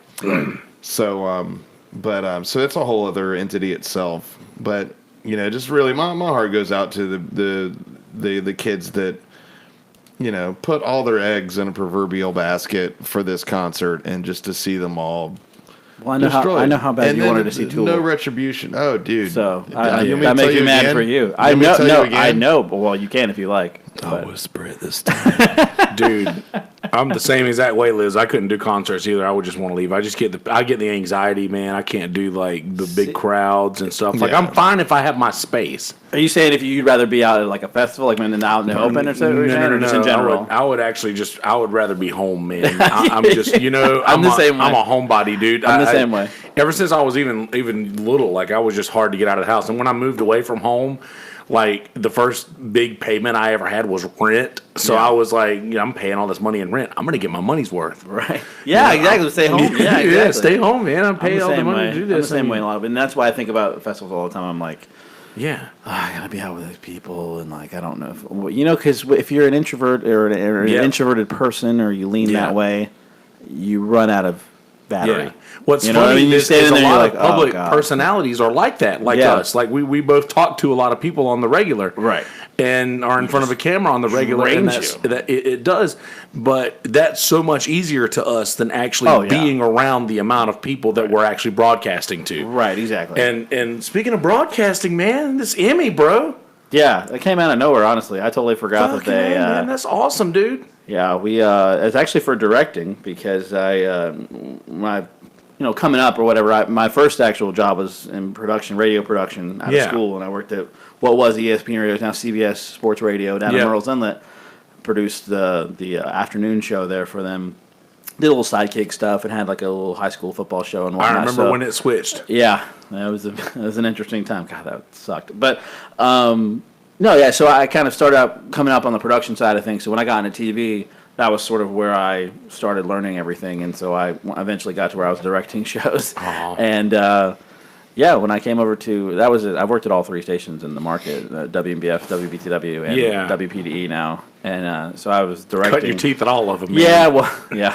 That's common jokes of the sort get made, but I mean it was just a matter of I got out of directing, wanted to report. I couldn't get a job at MBF. I got a job at BTW on 13, and that panned out the way it did. And then I came over to 15, and I actually wanted to get a reporting job at 15, and I tried. PD. Yeah, I tried right out of after I stopped at 13, and it just didn't work out to get a reporting job starting there. And they called me a couple months later and were like, "Hey, we have a directing job open. We know you have this experience. Would you want to do it?" And I kept told my other friends before, you just want to get in the newsroom. You want to get in there. Yeah. I'm not denying you in the chat, guys. I'm just give me a second. Like the concert. You just want to get into the concert. You know what I'm saying? Well, you want to be there so people can, because news and anything like that is a very collaborative effort. So if you have the mind for it and you have the lingo or whatever to communicate and be effective in whatever your role is, people are going to notice that and they know your past experience. So eventually, I got started directing full time for them again, and that was actually the one that I'm nominated for is directing the 11 o'clock news the night that the Florence officers were shot out there in October. Yeah. And so we were wall to wall that whole day when that happened. So wall to wall means you don't take commercial breaks; you just keep going. Yeah. And so I was directing a lot of that, but then that 11 o'clock news that night, we kind of made sure to put together a lot of special elements and stuff for that, and it was all clean, I guess. But I forgot that they had put it up for contention, and we found out like a couple weeks ago that it's like actually Emmy nominated newscast. So that was me directing it, and that's like, oh, that's pretty cool. It's still weird to think about like Emmy nominated whatever. Emmy nominated director. That's rad. Yeah. Have you seen him any of his bits? Oh, I have now that we've been friends. Yeah, now we're Facebook recently. Now. Yeah, I share bits. I share. He's extremely fluent on camera. Just to put something in, and when I see him on TV, and I'm like, anybody that's watching with me, which usually isn't nobody, and that's no reflection on you. It's just me just being at home when I get home at night, and I'm like looking around like everybody's asleep. I'm like, hey, this guy. Yeah, I know him. Yeah. But it's kind of like when I'm at tables and people that come in and eat with me, and they see me talking to the tables, and they're like, "Oh, the guy is so articulately spoken." And one guy just wants to look at the table like, "You have no idea what that guy really. You should have been with him 5 years ago on this one night. Yeah, you wouldn't order anything from that guy." But I think it was. But no, I met you. A long time ago. Yeah, we've known each other for 6 years. Because that was when Oliver was here. So that was like 2011, 2012 that I probably met you. Yeah, that was well before Oliver I was married and like everything. 2013, 2014. But you and I we had a rapport. We never talked about what we do. We just like, oh, you're into this, cool, cool. And all of a sudden, next thing you know, like I see him on the news, and I'm like, what did he do? Like, oh crap, the same guy. Delete. Right? Can't tell him that. Yeah. Then I talked to him. He's like, yeah, man. I'm like, no shit. Like that's pretty awesome. Like just.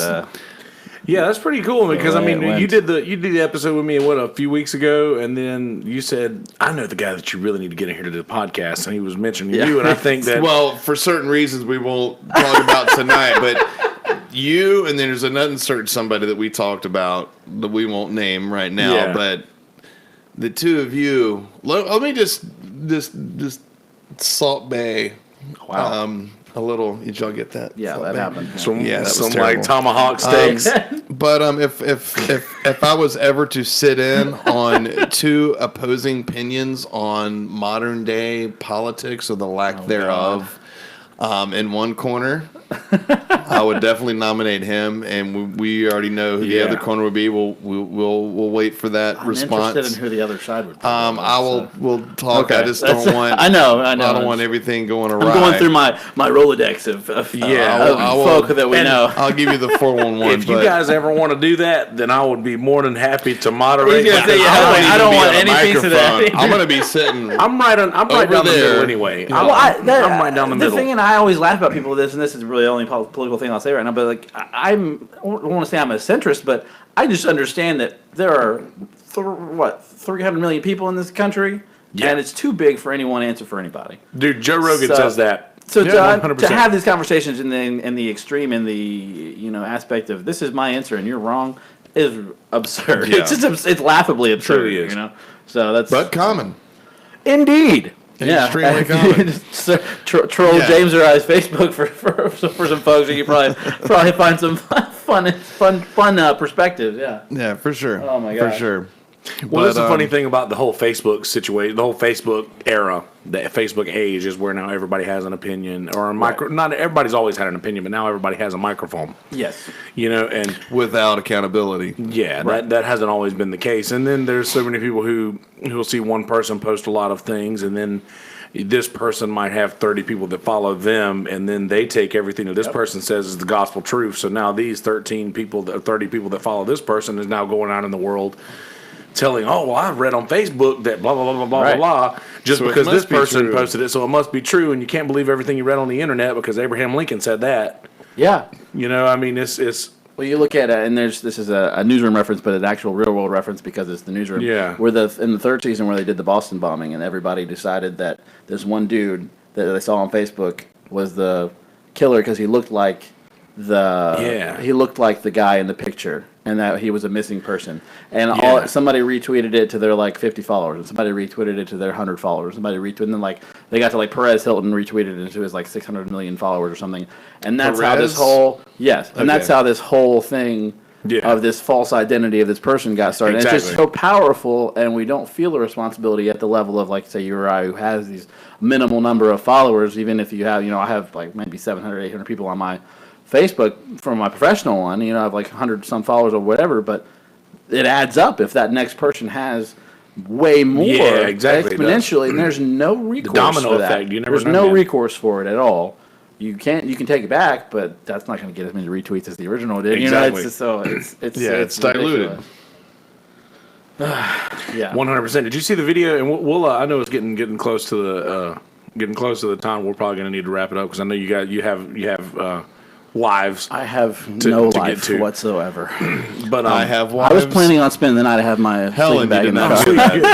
Good. So did you see the video the other day? There was this cop that drove by and saw this guy. There was an African American guy who was standing in the middle of his yard, and the cop pulled up and said, "You look like this guy that we have a warrant out for." And this dude's like, "I have no warrants. I'm standing in my yard," and they were trying to arrest the guy. Calls him the wrong name 5 times. Yeah.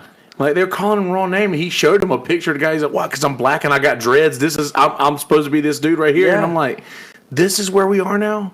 It's one thing. Did you see acknowledging that your first instinct, racial whatever bias exists. Yeah. And as white people, we can all be honest and say that there are a lot of black people who look alike, but they will say the same thing to us. Yeah. And that is an initial racial bias. It's not racism. It's just the way that you see people because you're surrounded by most people that are like you. So acknowledging that as reality and saying, wait a second, I need to look a little deeper, a little further, That is intelligence. That is the key to intelligence. Yes. And not accepting your first bias, your first reaction. Because if you have a reaction to the guy walking up the street, you say, he looks kind of sketchy, he looks kind of scary. React in your way, accept that as your bias. Yeah. But don't use it to judge and affect the way that you are going to and contact that person. Because that's racism. That's what makes it racist. Yes. Yeah. So that was a crazy video, but not out of the ordinary, unfortunately. Well said. Yeah, exactly. Thanks, and honestly, well said. Indeed. And I see y'all all in the chat over there, and no, that's not trolling. You can be on whatever team you want to be on. It's just how you treat the other team is really what it's all about. Exactly. You can be on whatever team you want to be on. If I disagree with you, and then you result to insulting me, that's on you. Yeah. You know, exactly. I might laugh that's at your it. argument. Yeah. You like, this. Oh, well, your mom went to college. And that is the one thing that I find that doesn't translate from Facebook to real life. And that's my favorite part. 100%. Because you and I have a mutual friend, James, that will do this and will walk up to me and be my best friend. And that's all well and good because I'm not a person. I don't care what you say on Facebook. I think it's hilarious. If you want to argue with me, I'll argue with you back. That's my robot person. But the way it translates to real life always just makes me giggle because it's like, we had the thing on Facebook or whatever, but it's no big deal. I'm like, A, I don't care. B, you were a dick on Facebook. And let's just be honest about it. Yeah. Let's not act like that. Yeah. Calling me, I know you know what I'm talking about. Yeah. Calling me a F-bomb this, F-bomb that. With all due respect. Just saying, you can't say with all due respect before everything in the mean you can say whatever you want to say to me. You get blatant and brave on the keyboard, but then when you see, then all of a sudden you're all grammatically correct and well, indubitably so. I do declare that. I'm like, no, dude. Like, if you want to use those big bold words, say them in this platform, not just. Right. I completely disagree. We will chat more in person. And I will respect that. James knows this about me. I will talk to you just at the bar like I talk to you on Facebook, like about politics especially. I'm the same way, man. I'll talk to you about it. I don't need to raise my voice or anything. Yeah, I don't need to do any of that. I use correct grammar and pauses and commas when I speak as well. It's great because you can't tell which you're using. The grammar hammer. You can't tell which you're using out loud either, which is really effective. If it's your. Did I use it wrong? I don't know. Maybe you can tell. Yeah. We were touching base on that the last podcast we did, where I was like, "Oh, dude, base on base." Yeah, dude. It's hot, bro. Yeah, we got a page. We'll talk about the page after. James Landing. we are good. But no, just like you and I have a unspoken sarcasm language, like kindred souls kind of thing, and locking eyes from across a the lot bar. of times Judgment, not just eyes. More docking. I can't quit you. Wish I could quit you. All right, but anyway, a lot of times, depending on, because I'm interacting with a very broad. I'm sorry, I was building that up from the whole thing. I'm sorry. There's nothing we can do about it. We're just there right now. Yeah, it's just a careless whisper, man. That's all it is.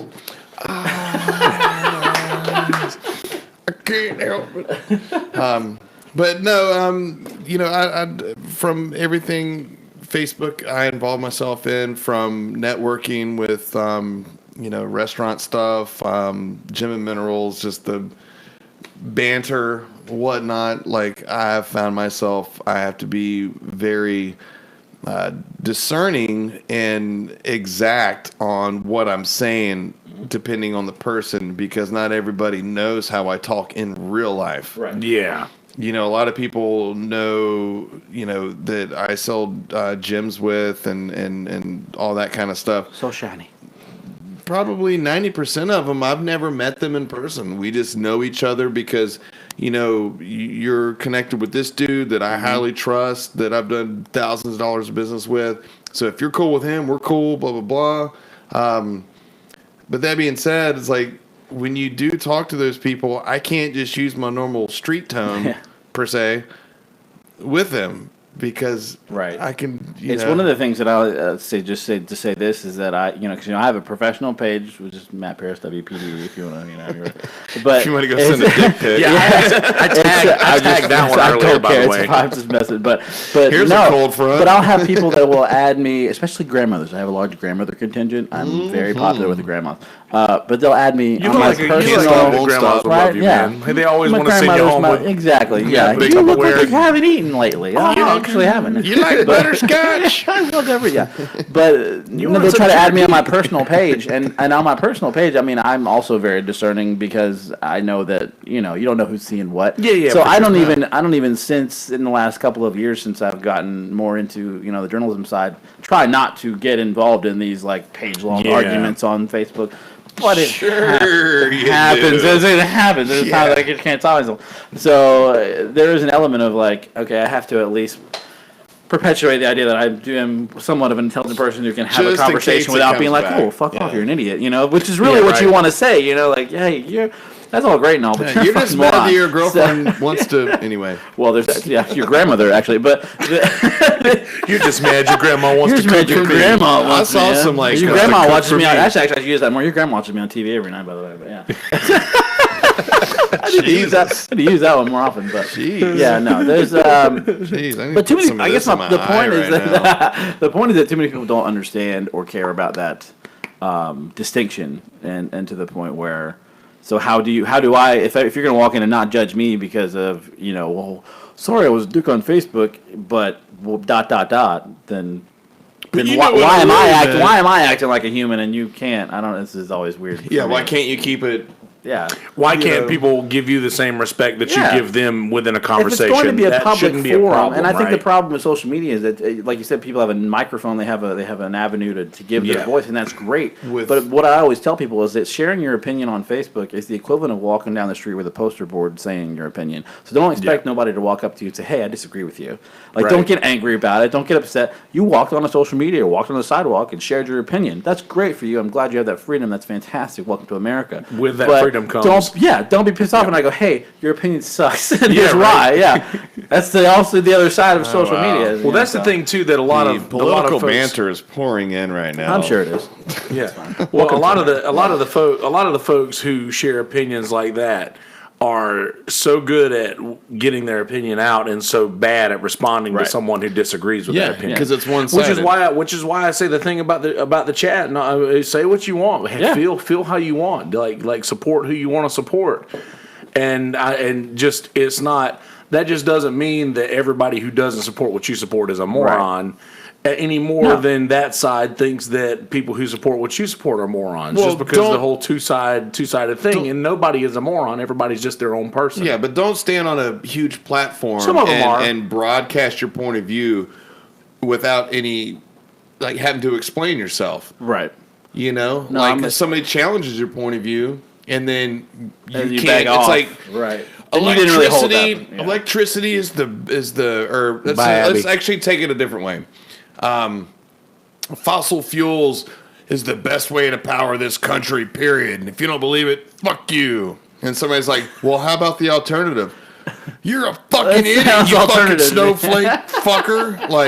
No. Yeah, see, once those words enter the conversation, I stop listening. Yeah, that's what I'm saying. Yeah, as soon as somebody drops one of those typical little things, like, okay, you just want to... you just want to talk shit, basically. But you're not making a stance on anything. You just want to talk shit because, oh my god, now I'm getting into it. If you want to be informed, and you want to have an informed discussion, I'm all about that. I love that. The best way I can put this is say everybody loves SEC football. Okay, if you're we'll talk about people outside of this and teams outside of this. Say you're an Alabama fan. Roll Tide. As long as you're not a Tennessee fan, you should be okay. But I can kick you right in the nuts from here, and I won't feel sorry about it one bit. But just say and I just want some people to realize what they look like.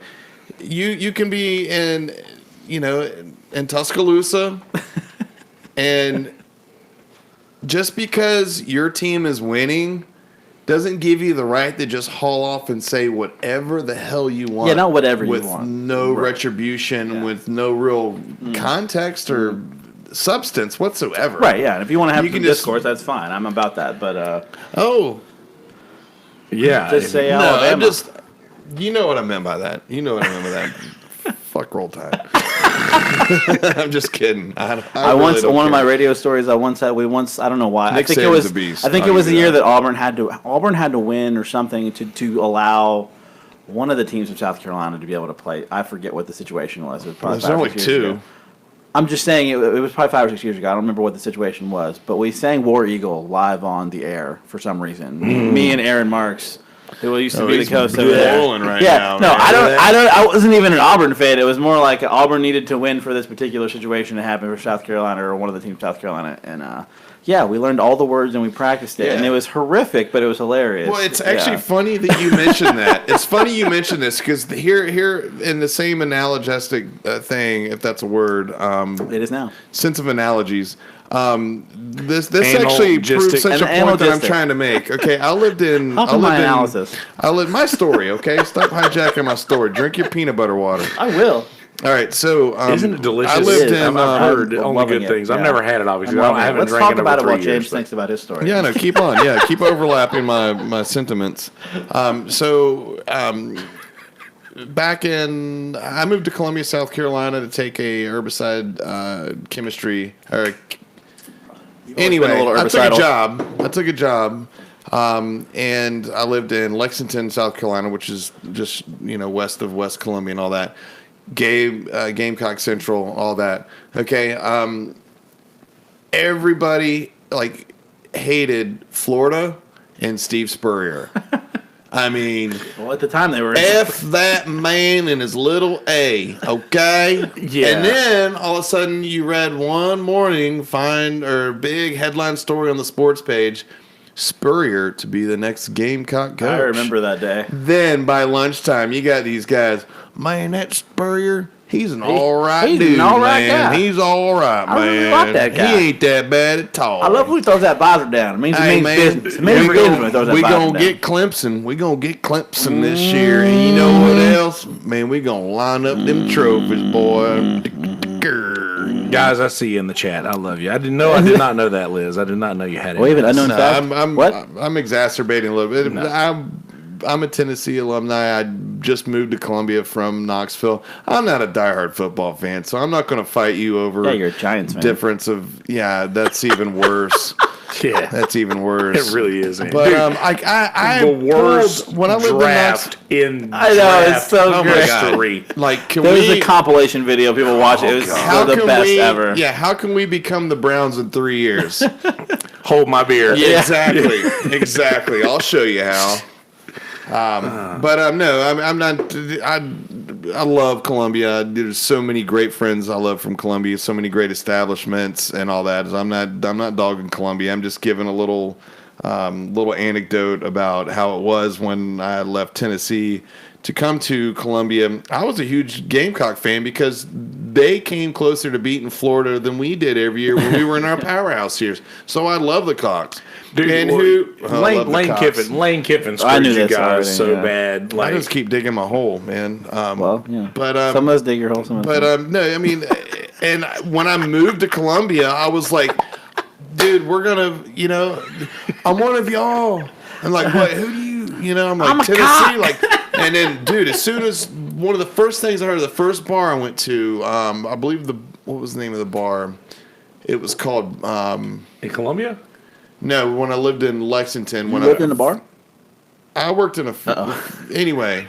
Hey, man. So did you pass the bar? You said you passed the bar. Anyway, I went to I forgot the name of it. It was like a little pool hall billiard, whatever. And I went in there, and I'm just trying to meet people, whatever. And I'm thinking we're on the same team. We both hate Florida, right? They hate everybody else too. No, yeah. Yeah, and We had I'm like, ourselves yeah, I'm like, also. yeah, no, fucking, you guys. Except Alabama. So and then like Everybody hates Alabama, You Not Carolina fans. anyway, Tennessee. fuck you for fucking tennis, fuck you, man. Like, dude, knocked my beer over and like wanted Really? to fight me. That's what I don't understand as a sports fan in general. I'm like, you don't know I anything love about talking me. shit. I was just, I love talking shit. I'm a Cowboys fan, so like I like talking shit with James better love about talking the well, that's a lot of shit going on. I like talking to James about the Giants because I'm a Cowboys fan. You know, Jerry Jones is and half I freaking like bananas, pretending that we dude. But yeah, I don't understand being mean to people. Well, I've been to plenty of Cowboys Eagles games at Cowboys Stadium and Texas Stadium. Great time because we rag on the Eagles fans, but they rag right back, and that's fine. Been to an Eagles game or Cowboys game in Philly, you may die. Yeah, You may dude, die. the whole Crisco on the light poles thing for real the Super thing. Bowl, like that's a real deal, Real man. thing, yeah, real thing. I hear, Liz. I hate to hear that. I did not know that you had MS, but I'm glad you do the treatment for it. We got some Cowboys fans in here. It looks like my dad's a Cowboys fan. How about him? I don't have an NFL team though. I just never. Really? Yeah, I never. Is that a recent thing with being like kind of disenfranchised with it now, No, or just always? I never had like. When you're an Alabama fan, I guess it's the same thing. I guess. But, Well, you gotta remember, man. Like I'm not a bandwagon guy. Like my dad was born in Alabama, and like my granddad was an Auburn fan. Actually, I didn't know that till after he died. okay. So Took it with him to the grave. Yeah, he did. Because he was the odd one out in his family. Yeah, Everybody else that's was Alabama fans. I He love was the Auburn sports stuff. fan. That's my first question. Like, how and why did you become a sports fan of this particular? Well, yeah. My granddad, being an Auburn fan, he paid for his brother to go to college at Auburn. The only one of his brothers to get a college degree went to Auburn, and my granddad paid for his degree. And so yeah, I heard that story at his funeral. I swear to God, like I did not know. That's kind of interesting, though. Like because all of those years under his roof, under his roof. What the? Yeah. That's wild, man. Yeah. That's, like, Mom, really? Yeah. You lied to me? Like he was an Auburn fan. And I ate his Werther's Originals? Listen, what did you listen to? You listened to the episode yesterday? You hear that, Liz? He knows my mom lied to me too. So he was the only Auburn fan in the family? Yes. Was he pretending? Was he in the closet? What was he doing here? How was he doing that? He just never brought it up. It was just like he kept would it in his watch fanny Auburn. pack. He would watch Auburn and want Auburn to win. But those were the years when those are like the Big Gene years when right. when all we had for the I don't know that entire more of a fair fight was like at that point, right? Yeah. Yeah, Like yeah, late right. 80s, early 90s? Early 90s, like it was the early Tennessee, 90s, Alabama, and we had that Florida. one national championship in like 92, I think. Yeah, Gene And- Stallings. Yeah, Big Stallings, Gene. yeah. And then we didn't do anything else until we got Sean Alexander. Sure. And that was in like the late 90s, early 2000s. Good night, Liz. Thanks for hanging out. Y'all didn't y'all beat Michigan in a bowl game? Night B. Sean Alexander was the running back. Dude, absolute monster. I think that. Sean Alexander still owns the record for the most might. most single season yards outside. Maybe I don't know. Maybe in a single game because Derrick Henry broke. I was gonna say Herschel Walker's record for a single season, but I think Sean Alexander has the most single game yards. But yeah. I went to stay with my cousins in Alabama one summer, and I came back home an Alabama fan. You know, I came back home. Weird how that an happens. Alabama You fan. don't realize when it happens. It happens. And I came back home, and before that I had I just had I had a hat of whoever won. You know, right? Yeah. I would buy like a Texas hat or I had a Clemson hat when I was a kid because living here, and then just being an Alabama fan living in South Carolina. And then the whole Clemson thing starts happening here in the recent history, and I never talked shit. I never said a word. I never said a word about anything. When we won, I would post a picture of an elephant emoji. Like that's what I'll do. Not to sully the water. Very subtle. You know, I'm very subtle about it. I never talk shit. But I'm gonna tell you this much, man. Anytime that I'm talking to a Clemson fan, and I'm like, you know what, man, I'm glad that we can have this conversation, but I gotta say, roll Tide. And they're like, oh, no. And then they want to start That's the best part of being a rabble, sports fan. The rambles and the blah blah blah is the best part of being a sports fan. It's funny because you mentioned that. Oh no, D, not the Steelers. You came here and you have to pick because I grew up. Yeah, I'm from Texas. I was born in Dallas. My family is from Texas, Oklahoma. Both mom and dad are from down there. But So we were Cowboys fans. Wasn't a big college football fan except for like UT when I was coming up. Oh, We yeah. moved to North Carolina when I was very young, and so I grew up in Mount Airy, North Carolina, which is right above Winston-Salem. So I was like nothing happening there. Yes, Mayberry, perfect. Yeah. There's 8,000 people in Mayberry. Yeah, you're right. And so you have to pick up there. You're going to be a UNC. You're going to be a Duke fan, basically. So I would think I was a Duke fan for a hot minute in basketball, but they didn't do anything in football. When it came out here, you got to choose. You're going to be Carolina fan. You're going to be Clemson fan. What are you going to be? Who's it going to be? I picked Carolina, just whatever. I was like 14 or 15. But so like my sports fandom is odd that way. And then I'm not really, like college football, I'm not really like attached to a particular. It's like UT. I'm a big UT fan. Texas, not Tennessee. That's TU. No, University of Texas. It's in Austin. University they study of things Tennessee there. was first. They study that. Nobody cares, but they study things no there. Baylor. Yeah. No, that's they got Bears over there. They got Bears over in Baylor. No. I don't know. It's always interesting to me how they got Bears in Carolina There are Forest. bears everywhere, actually, now. Yeah, actually, that's a bear right there, I'll tell you what. There you go. Tell you what, sucker's big as hell. Yeah, you right had there some next cheese. I'll find it. I'll find that shit. I also love that there is a Declaration of Independence up here. That's fantastic. Damn right there is. This is America, right? Greatest document ever written. It's fantastic. That's right. Originally Originally the written great by Thomas Jefferson. John Foot Penis. Actually, Hancock. Sorry, Hancock. That's one of the greatest That's a episodes of family all guy. time, man. Believe it or not, folks, they had street names back then too. Hancock. My apologies. Yeah, that's a street name. Yeah, right. But Actually, all of them, the Bill of Rights was written by John Madison. The Declaration was written by Thomas Jefferson. Thomas Jefferson. TJ. I play a lot of fucking trivia. A lot of trivia. I've got the Federalist Papers sitting next to my a lot of times right I've crossed paths with you. Yeah, it's fun. Just throughout the day, it's the word trivia comes into play. I love trivia. So what are you doing later? I'm going to do trivia I got later. some trivia. I love trivia. I never even play trivia anymore. It's just my schedule. I'm always working. And then it at night. became to Yeah, same here in the summer. I love trivia. I have something coming up later. What's the answer? A, podcast. Yeah. B, trivia. C, Couching it. C, The Girls in the Jerk Off 2020. Couching the jerky. Dude, this jerky Who's is going to so finish first? I'll put my money on him every Find time. out next week on.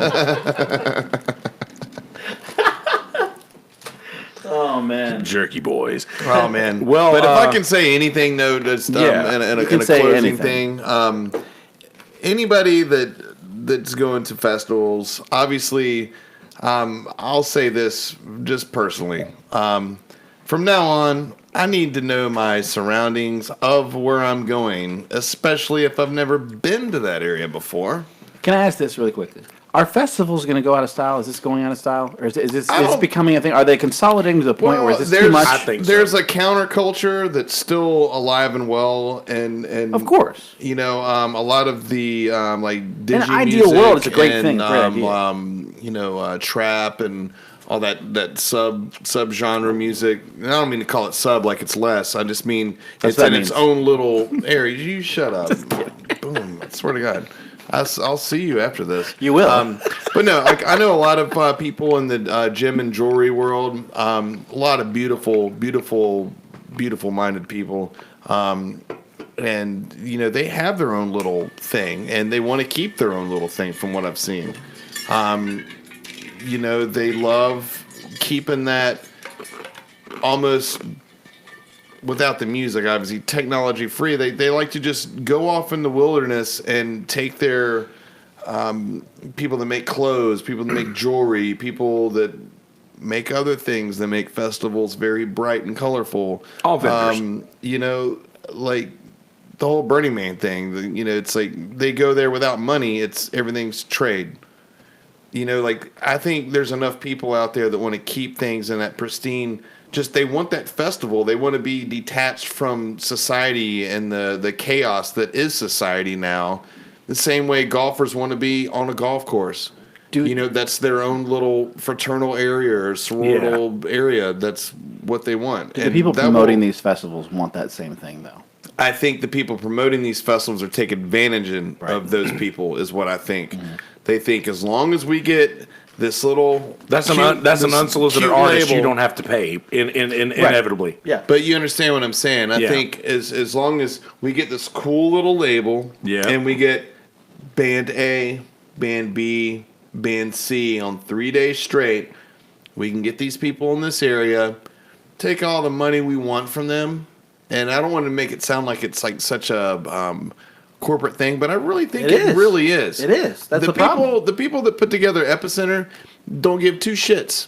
I really think they don't give two shits about the safety of the people, because I haven't seen anybody. Like I said, there's that anonymous group that I don't want to name because I want to keep it the anonymity.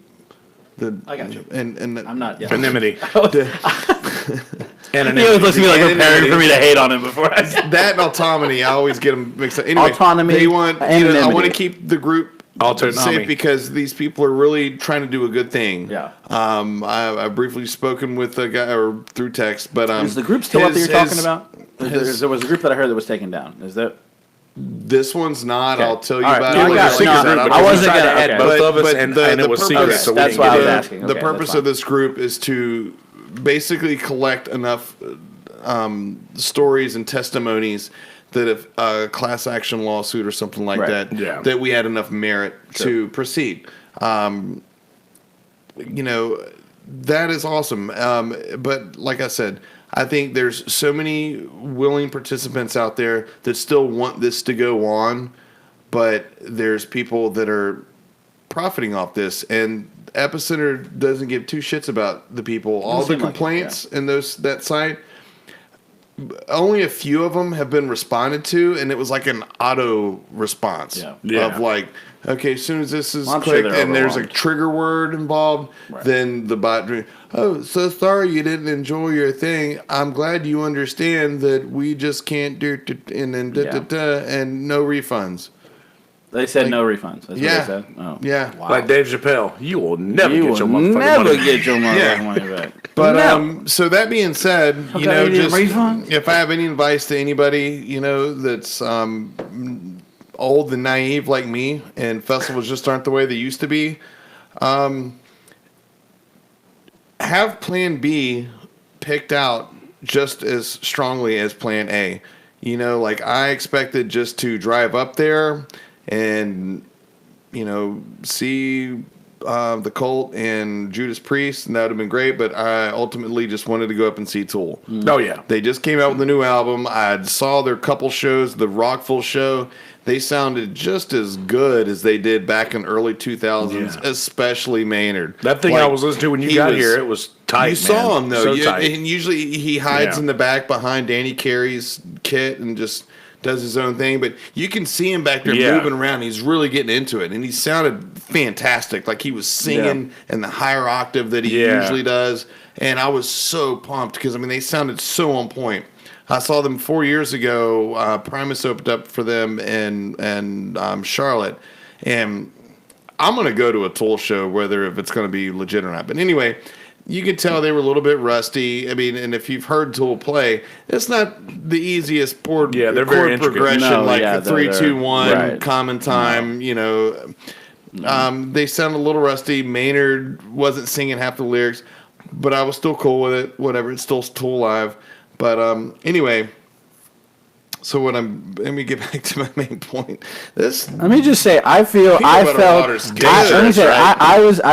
was angry for you. Like I wanted you to see Tool. Well, you've heard me talk about it for so long. We talk about music all the time, and like you were so passionate now because now you're just going to hear me complain. Well, I love hearing you complain, frankly. I love when you're upset and angry. No, that's the different thing. No, but I wanted my friend James to see his band that he wanted to see, and you didn't get to see it. And not only that, a lot of other people got screwed and put in a very dangerous situation. Absolutely, that was somewhat avoidable. That's my point.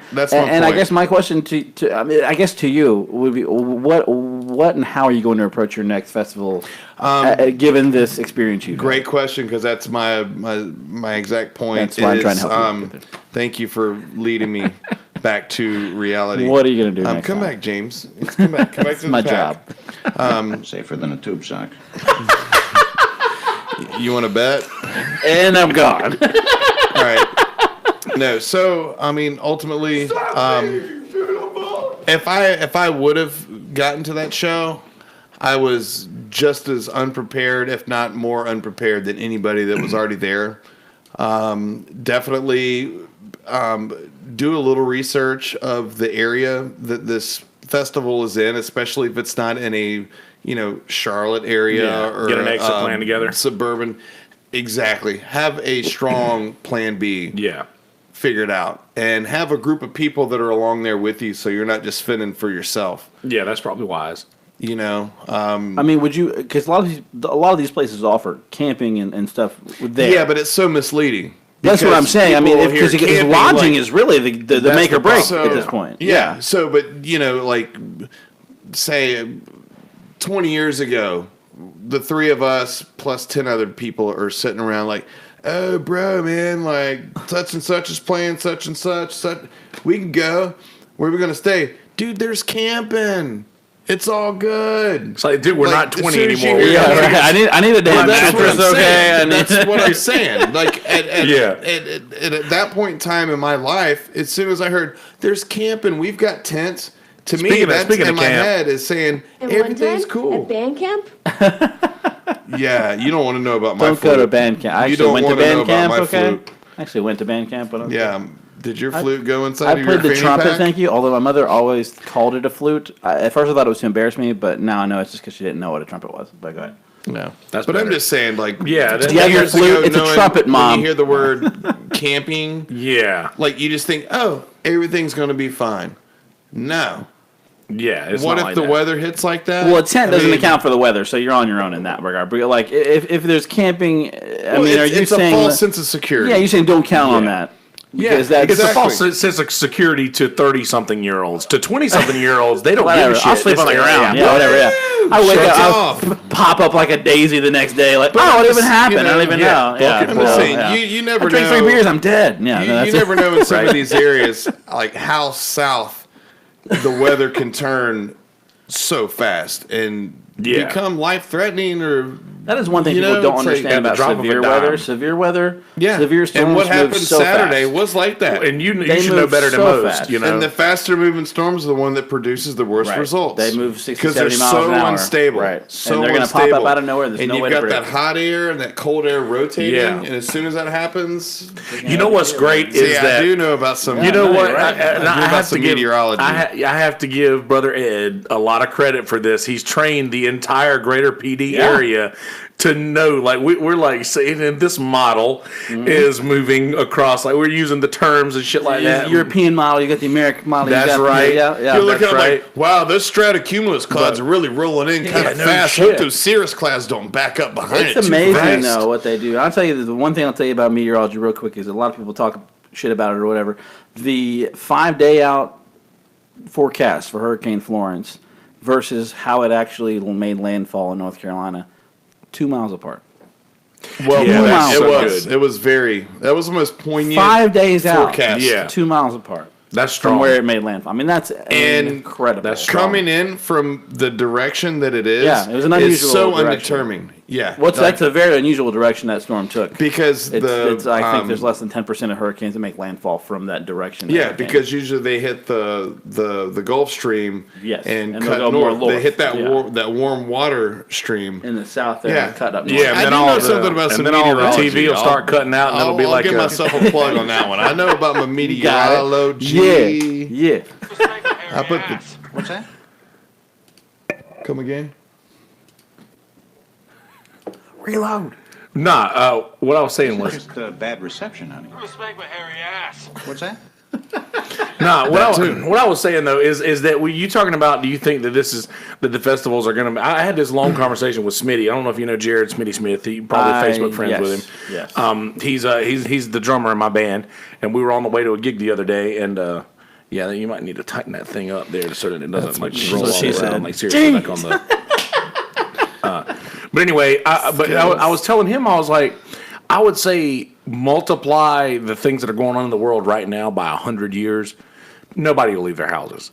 It'll just be to the point where nobody leaves their house, and I'm seeing it already. Like me and you can sit at our houses and watch Widespread Panic in Charleston, right, from the comfort of our own home, with my own damn popcorn, with chill on no my couch. line to the bathroom. Wear my underwear to the show, right, no line to the bathroom, and that's just going to be so easy and so appealing to people that fewer people are going to go to these festivals, and they're going to be obsolete.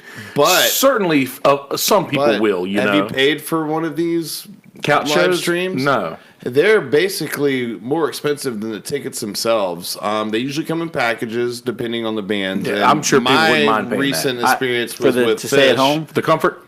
With but you're an introvert as well, sort of. With Fish, more and more of us coming up. I'm telling you what. I think so. Yeah. But I did the Fish Fall package. And you would. Yeah, I would, and I did, and I loved it. Tag it. Take it to the store. But yeah, and it was like $275 for, I think it was like 9 shows or something like that. But just to stream one show, it's basically I would imagine it's pretty much the same price as just a GA seat. So you would have minus the gas, minus the travel, food, minus the lodging. Yeah, and not having to drag my 2.5-year-old. Well, yeah. Was it worth it? Was it worth it all that? You would spend the same amount of money, but you'd be in the comfort of your own home. Would it be the same? Would it be worth it? You think? Absolutely. Well, given the factors involved, I mean, like my wife and I, we could pause it. Yeah. Right. If we wanted to go wrestle. Yeah. Wrestle. But, well, sometimes we wrestle over dishes. But I mean, are these because there are festivals like this one that was geared more toward like a metal rock kind of thing, but then there's like metal shows. I don't think so much. That's a good point. What I'm saying, well, like a Coachella or something that's more like broadly based. Are those kind of things going to go out of style? Because I'm not a festival person, so I don't. If you stream Coachella, I'm gonna. Yeah. This winter, Matt Parris, James Phillips, one desire, one television, Coachella being streamed. This summer. Will it happen? James says no. No, I will no. I didn't say I was going to stream Coachella. But I think I know where you're going with that. Like a metal show. Epicenter, yes, I would if it's like an artist act, like Tool. Yeah. I mean, that's just one of those exceptions. But if it's somebody that you've seen a lot, like say Fish or Widespread or something like that, I'll stream that all day. Yeah, I don't care if it's a bucket list you want to go in jam person. Bands are one thing because you got the light shows, you got the long strung out, you got you might see people in there, because if surprises, there's things you weren't counting on. But if it went to something like a concert festival with bands that. You won't hear me play like bands you hear on the radio or something. You know what I'm saying? Like if there's a festival that we're playing more toward the top 40-esque kind of thing, I think you're going to find fewer people.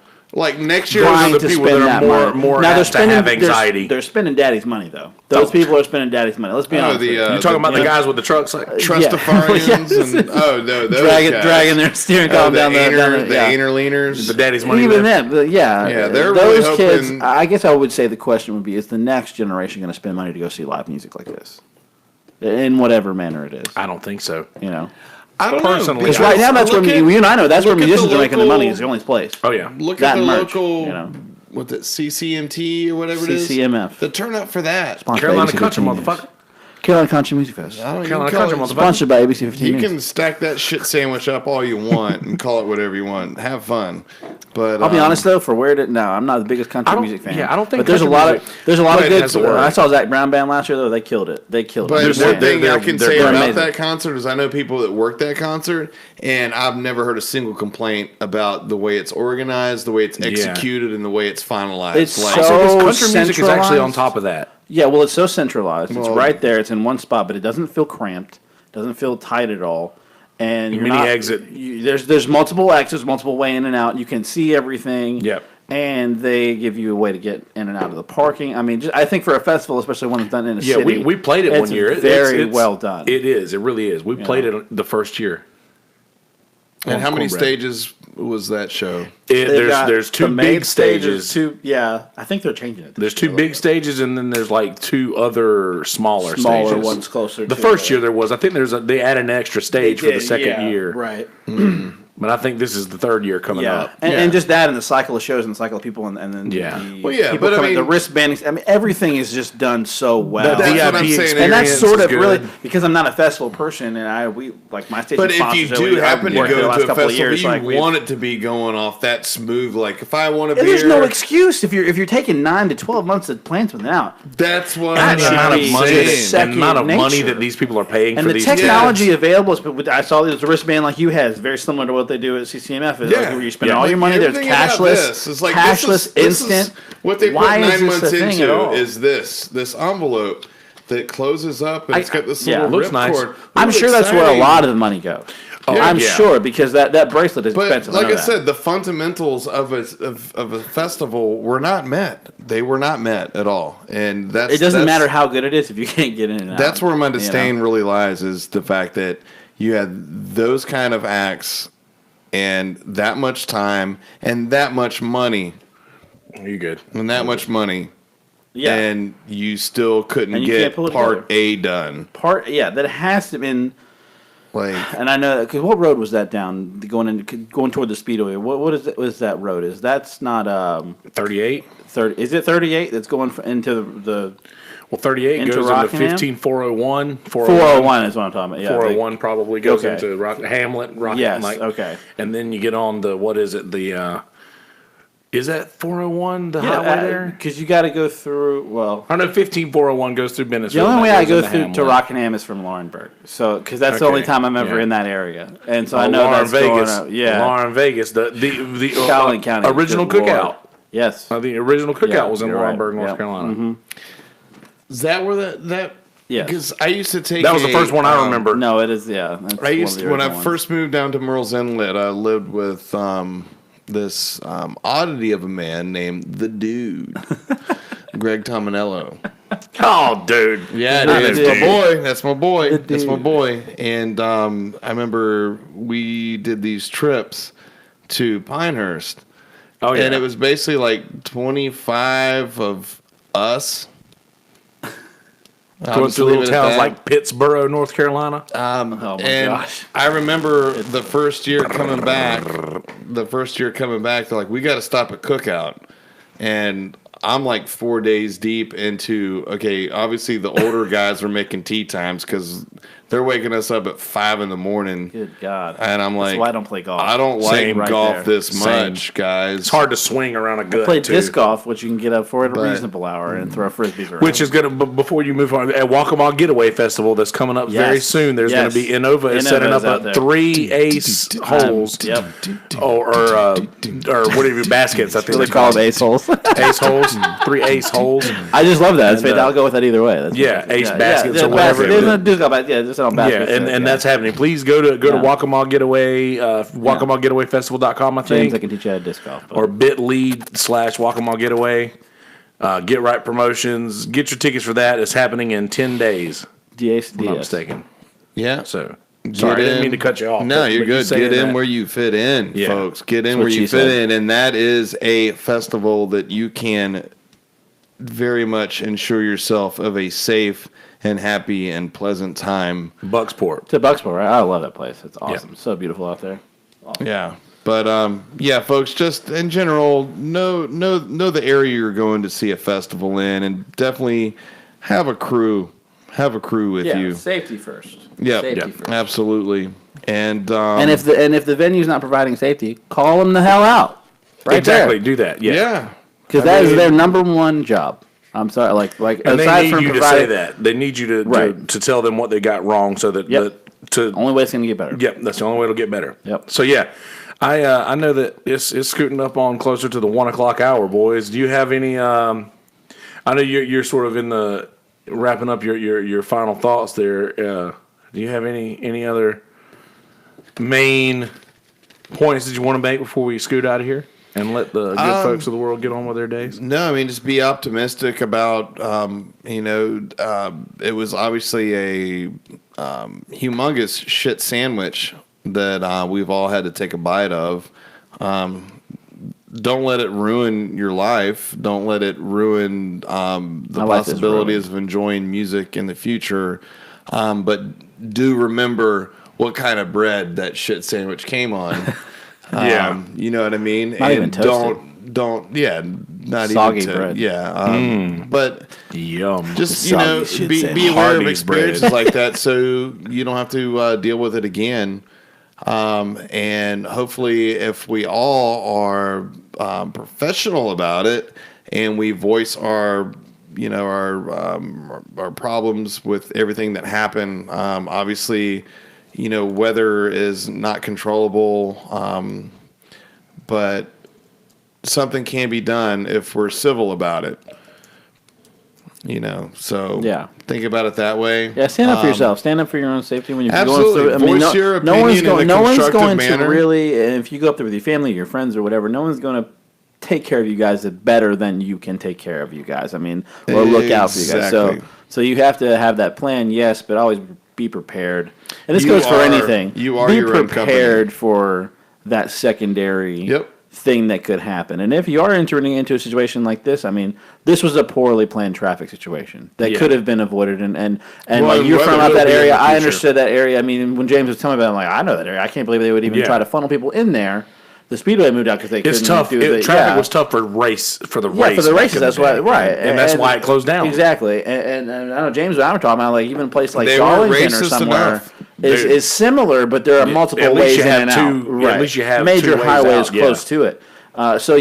Don't take for granted that someone has planned this situation better Even than though maybe the you could. namesake and likeness sounds great, and this beautiful little logo looks so official. That's what computers do. People mess things up. That's all I'll say. I mean, computers do. If we were like computers, the world would probably be a better place. If we honestly, did the job that we were supposed to do, right. which is what computers do. Right.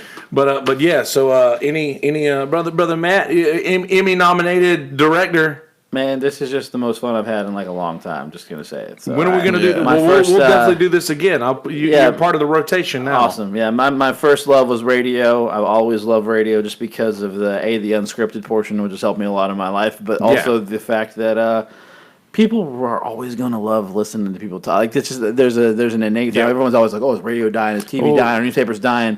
No, dude. No. They're going to find a different format and a different way to reach people. That's right. But people will always love the spoken word because we all have different opinions, but we all have similar humanity. It's probably the most ancient form of entertainment. Absolutely. The spoken word and is when you always voice them out poignantly, then the person is picking up exactly what you're putting down. They're not reading words like, oh, James epic, no center.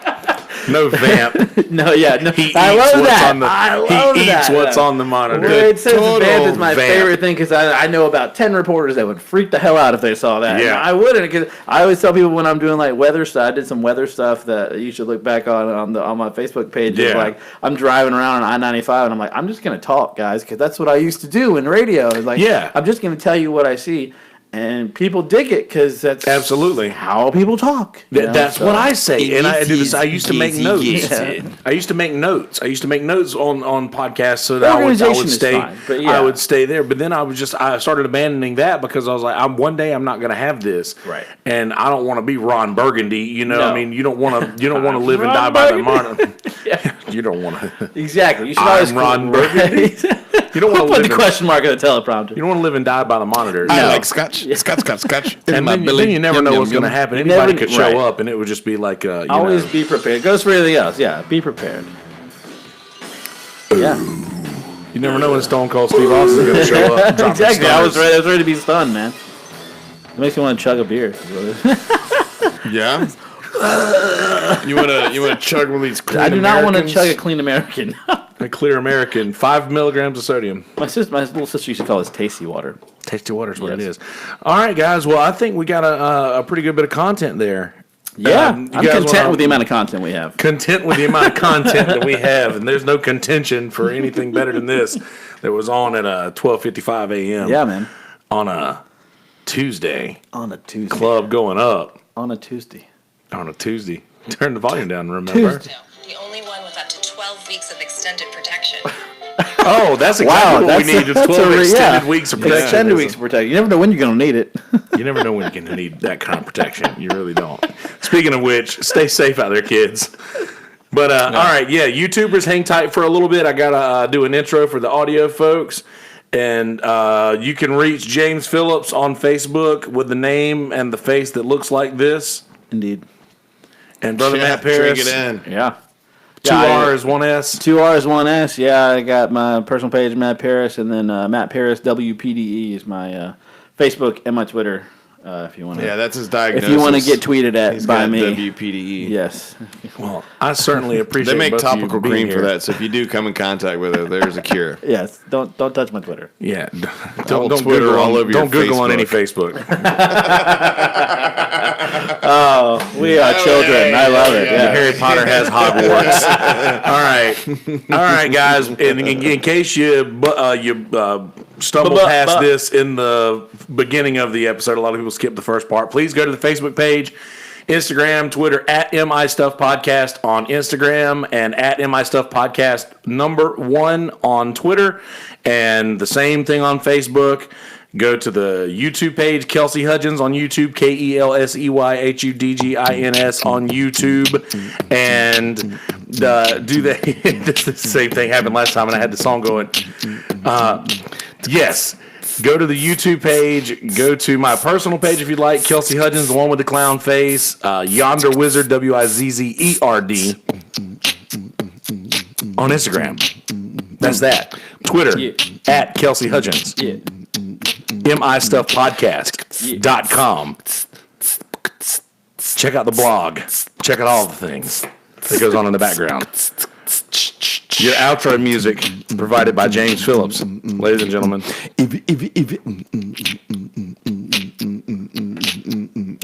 Yep. Buy my Nailed jerky, bitches. Buy the jerky. PM. It is very good, I promise you. James Phillips on the Facebook for your jerky. Yeah.